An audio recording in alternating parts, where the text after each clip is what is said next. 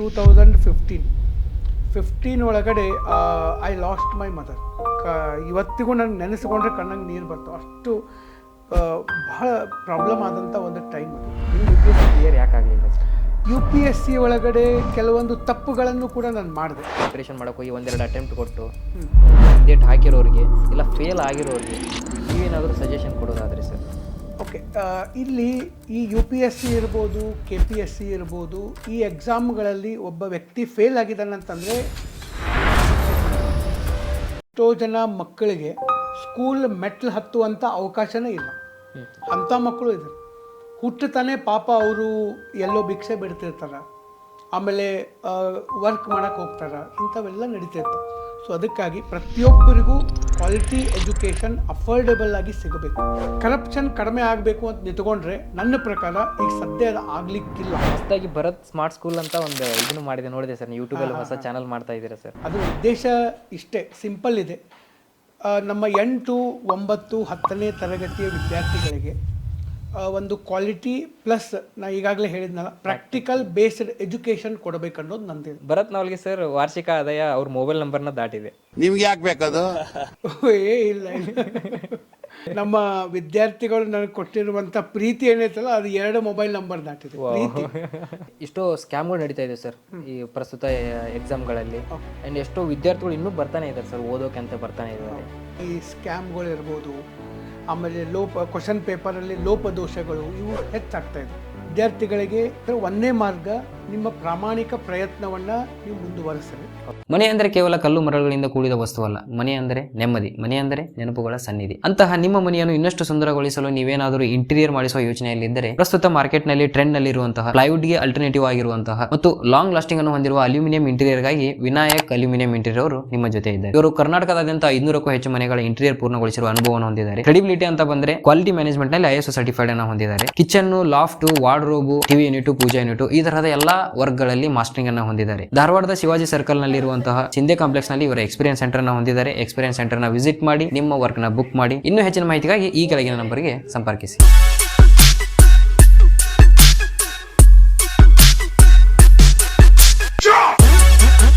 Sir, ಈ ಕೆಲವೊಂದಿಷ್ಟು ನಾನು ಪ್ರೊಫೆಷನಲ್ ರಿಲೇಟೆಡ್ ಕೆಲವೊಂದಿಷ್ಟು ಕ್ವಶನ್ಸ್ಗಳು ಕೇಳ್ತಾ ಇದ್ದೀನಿ ಸರ್. ನಮ್ಮ ಪಾಡ್ಕಾಸ್ಟ್ ಅಲ್ಲಿ ಒಂದು ಸೆಗ್ಮೆಂಟ್ ಇದೆ ಸರ್, ಪ್ರೊಫೆಷನಲ್ ಪದನಿಸ ಅಂತೇಳಿ ಸರ್. ಪ್ರೊಫೆಷನಲ್ ಪದನಿಸ, ವೆರಿ ಗುಡ್. ಈ ಬಂದಂಥ ಗೆಸ್ಟ್ಗಳಿಗೆ ಅವ್ರ ಪ್ರೊಫೆಷನಲ್ ರಿಲೇಟೆಡ್ ಕೆಲವೊಂದಿಷ್ಟು ಕ್ವಶನ್ಸ್ಗಳನ್ನ ಕೇಳ್ತಾ ಇದ್ದೀನಿ ಸರ್. ಓಕೆ ಸರ್, ನೀವು ಆಫೀಸರ್ ಅಡ್ಡ ಸ್ಟಾರ್ಟ್ ಮಾಡೋಕ್ಕಿಂತ ಮುಂಚೆ ನಿಮ್ಮ ಸ್ಟ್ರಗಲ್ ಹೇಗಿತ್ತು ಸರ್ ಲೈಫಲ್ಲಿ? ಇಂಜಿನಿಯರಿಂಗ್ ಅಂತ ಹೇಳ್ಬೋದು, ಎಜುಕೇಷನ್ ಫೀಲ್ಡ್ ಅಂತ ಇರ್ಬೋದು ಸರ್. ಯಾವ ಥರ ಸ್ಟ್ರಗಲ್ ಇತ್ತು? ಯಾವ ಥರ ಈ ಆಫೀಸರ್ ಅಡ್ಡನ ಒಂದು ಪ್ಲಾಟ್ಫಾರ್ಮ್ ಹುಟ್ಕೊಂತು ಸರ್? ಆಫೀಸರ್ಸ್ ಅಡ್ಡ ಪ್ಲ್ಯಾಟ್ಫಾರ್ಮ್ಗಿಂತ ಮೊದಲು ನಾನು ಅದೇ ಹೇಳಿದ್ನಲ್ಲ, UPSC ಮೊದಲು ನಾನು ಮಾಡ್ತಾಯಿದ್ದೆ. UPSC ಮಾಡ್ತಾ ಟೀಚ್ ಮಾಡ್ತಾಯಿದ್ದೆ. ಬಟ್ ಮದುವೆ ಆದಮೇಲೆ ಸ್ವಲ್ಪ ಈ ಟೀಚಿಂಗ್ ಪ್ರೊಫೆಷನ್ ನಾನು ಸೀರಿಯಸ್ ಆಗಿ ತೊಗೋಬೇಕಾಯಿತು. ಯಾಕಂದರೆ ಫ್ಯಾಮ್ಲಿ ಬಂತು, ಇದೆಲ್ಲ ಆಗಬೇಕಂತ ಹೇಳಿ. ಸೊ ಹೀಗಾಗಿ ನಾನು ಟೀಚಿಂಗ್ ಸ್ವಲ್ಪ ಸೀರಿಯಸ್ ಆಗಿ ತೆಗೆದುಕೊಳ್ಳೋಕೆ ಶುರು ಮಾಡಿದೆ. ಆವಾಗ ಪ್ರೈವೇಟ್ ಬೇರೆ ಬೇರೆ ಹೊರಗಡೆ ಖಾಸಗಿ ಸಂಸ್ಥೆಗಳಲ್ಲಿ ನಾನು ಟೀಚ್ ಮಾಡ್ತಾಯಿದ್ದೆ. ಅದು ಆಫ್ಲೈನು, ಆನ್ಲೈನಲ್ಲಿ. ಬಟ್ ನನಗೆ ಸಮ್ವೇರ್ ಐ ಫೆಲ್ಟ್ ಅನ್ಸೆಕ್ಯೂರ್. ನನಗೆ ಯಾಕೋ ಅನ್ಸೆಕ್ಯೂರ್ ಅಂತ ಅನ್ನಿಸ್ತು ಕೆಲವೊಂದು ಕಡೆ. ಯಾಕಂದರೆ ಈಗ ನಾವು ಒಂದು ಯಾವುದೋ ಸಬ್ಜೆಕ್ಟನ್ನು ಟೀಚ್ ಮಾಡ್ತಾ ಇರ್ತೀವಿ, ಒಮ್ಮೊಮ್ಗಿಲೆ ಬೇರೆದವ್ರನ್ನ ಕರ್ಕೊಂಬಂದು ಟೀಚ್ ಮಾಡಿಸ್ತಾರೆ, ಒಮ್ಮೊಮ್ಮೆ ಹಿಂಗೆ ಆಗ್ತಿರ್ತವೆ ಕೆಲವೊಂದು. ಹಂಗಿದ್ದಾಗ ನನಗದು ಏನು ಅನ್ನಿಸ್ತು ಅಂತಂದರೆ, ನನ್ನದೇ ಒಂದು ಓನ್ ಪ್ಲ್ಯಾಟ್ಫಾರ್ಮ್ ನಾವು ಯಾಕೆ ಮಾಡಬಾರ್ದು? ನಾವೇ ಒಂದು ಓನ್ ಮಾಡಿದರೆ ಅದು ನಾವು ಬೇಕಾದ ಥರ ಅದನ್ನ ಬೆಳೆಸ್ಬೋದು, ವಿದ್ಯಾರ್ಥಿಗಳಿಗೆ ಏನು ಬೇಕು ಅದನ್ನ ನಾವು ಕೊಡ್ಬೋದು. ಮತ್ತು ಈಗ ನಾನು ಇನ್ನೂ ಸ್ಟಾರ್ಟಿಂಗ್ ಸ್ಟೇಜಲ್ಲಿ ಇರೋದ್ರಿಂದ ನಮ್ಮದೇ ಒಂದು ಓನ್ ಪ್ಲ್ಯಾಟ್ಫಾರ್ಮ್ ಮಾಡೋಣ, ಟೆಕ್ನಾಲಜಿ ನಮ್ಮ ಜೊತೆಗಿದೆ ಅಂಥೇಳಿ. ಇದು ಒಂದು. ಆಮೇಲೆ ಇನ್ನೊಂದು ಎರಡನೇದೇನಾಯಿತು, ನಾನು ಬೇರೆ ಕಡೆ ಟೀಚ್ ಮಾಡಬೇಕಾದಾಗ ಅಲ್ಲಿ ಕರೆಂಟ್ ಅಫೇರ್ಸು GK ಹೇಳ್ತಾ ಇದ್ದೆ, ಜಾಸ್ತಿ GK ಹೇಳ್ತಾ ಇದ್ದೆ. ಫಸ್ಟ್ ನಾನು ಹೇಳಕ್ಕೆ ಶುರು ಮಾಡಿದ್ದು ಫಿಸಿಕ್ಸ್ ಹೇಳ್ತಾ ಇದ್ದೆ. ಅವಾಗೆಲ್ಲ ಫಿಸಿಕ್ಸ್ ಸರ್ ಅಂತ ಕರಿತಿದ್ರು. ಆಮೇಲೆ GK ಹೇಳಕತ್ತೆ, GK ಸರ್ ಅಂತ ಕರೆಯಕತ್ತರು. ಬಟ್ ಅಲ್ಲಿ ಕರೆಂಟ್ ಅಫೇರ್ಸ್ ಕೂಡ ಹೇಳ್ತಾ ಇದ್ದೆ ನಾನು, GK ಜೊತೆಗೆ ಕರೆಂಟ್ ಅಫೇರ್ಸು. ಬಟ್ ಯಾವಾಗ ಸ್ಟಾರ್ಟ್ ಮಾಡಿದ್ರಿ ಸರ್ ನಿಮ್ದು ಇದನ್ನ ಟೀಚಿಂಗ್ ಫೀಲ್ಡ್ ಯಾವಾಗ ಸ್ಟಾರ್ಟ್? ಟೀಚಿಂಗ್ ಫೀಲ್ಡ್ ನಾನು ಶುರು ಮಾಡಿದ್ದು 14ರಲ್ಲಿ ಶುರು ಮಾಡಿದ್ದೆ. 2014ರಲ್ಲಿ ಶುರು ಮಾಡಿದ್ದೀನಿ. ಸೊ ಅವಾಗ ಶುರು ಮಾಡಿದೆ. ಆವಾಗಿಂದ ಶುರು ಮಾಡ್ಕೊತ ಒಂದೊಂದೇ ಸಬ್ಜೆಕ್ಟ್ ಮಾಡ್ಕೊತ ಬರ್ತಾ ಇದ್ದೆ. ಬಟ್ ಬರಬೇಕಾದಾಗ ಏನಾಯಿತು, ಈ ಒಂದು ಕರೆಂಟ್ ಅಫೇರ್ಸ್ ಇತ್ತು. ಈ ಕರೆಂಟ್ ಅಫೇರ್ಸ್ ಹೆಂಗಂತಂದರೆ, ಒಂದು ಬ್ಯಾಚಿಗೆ ನಮಗೆ ಭಾಳ ಅಂದರೆ ಒಂದು 20-30 ಕ್ಲಾಸ್ ಕೊಟ್ಟಿರ್ತಾರೆ. ಅದ್ರಾಗ ಒಂದು 4 ಕ್ಲಾಸ್ ಕರೆಂಟ್ ಅಫೇರ್ಸ್ ಸಿಗ್ತವೆ. 4 ಕ್ಲಾಸಲ್ಲಿ ಕರೆಂಟ್ ಅಫೇರ್ಸ್ ಏನಂತ ಕವರ್ ಮಾಡೋದು? ಆಗೋದಿಲ್ಲ. ಮತ್ತು 4 ತಿಂಗಳಿಗೆ ಆ ಬ್ಯಾಚು ಮುಗಿದು ಹೋಗ್ಬಿಡ್ತದೆ ಬ್ಯಾಚ್, ಮತ್ತು ಹೊಸ ಬ್ಯಾಚ್ ಬರ್ತದೆ. ಬಟ್ ಈ ಕರೆಂಟ್ ಅಫೇರ್ಸ್ ಅನ್ನೋದು ಆ ವ್ಯಕ್ತಿ ಎಕ್ಸಾಮ್ ಬರೆದು ಪಾಸ್ ಆಗೋ ತನೂ ಡೈಲಿ ಬೇಕು ಅವನಿಗೆ. ಇದನ್ನು ಹೆಂಗೆ ಕೊಡೋದು, how to touch with those students, ಆ ವಿದ್ಯಾರ್ಥಿಗಳ ಜೊತೆಗೆ ನಾ ಹೆಂಗೆ ಟಚ್ಚಲ್ಲಿ ಇರಬೇಕು ಅನ್ನೋದು ನನಗೊಂದು ಪ್ರಶ್ನೆ ಶುರುವಾಯಿತು. ಮತ್ತು ಪೇಪರ್ ಕಟ್ಟಿಂಗ್ಸ್, ಪೇಪರ್ ಹೆಂಗೆ ಓದಬೇಕಂತ ಕೇಳೋರೇ ಭಾಳ ಜನ. ಬಟ್ ಈಗ ನಮ್ಮ ಕ್ಲಾಸಲ್ಲಿ ಕೂತ್ಕೊಂಡಾಗ ನಾ ಹೇಳ್ಬೋದು ಪೇಪರ್ ಹಿಂಗೆ ಓದ್ರಿ ಅಂತೇಳಿ.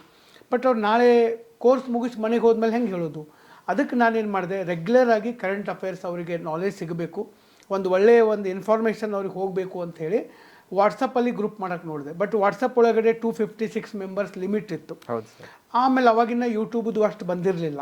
ಅವಾಗ ನಾನೇನು ಮಾಡಿದೆ, ಈ ಟೆಲಿಗ್ರಾಮ್ ಶುರು ಮಾಡಿದೆ. ಆಫೀಸರ್ಸ್ ಅಡ್ಡ ಟೆಲಿಗ್ರಾಮ್ ಚಾನಲನ್ನು ಶುರು ಮಾಡಿ ರೆಗ್ಯುಲರ್ ಪೇಪರ್ ಕಟ್ಟಿಂಗ್ಸ್ ಹಾಕ್ತಾ ಹೋದೆ.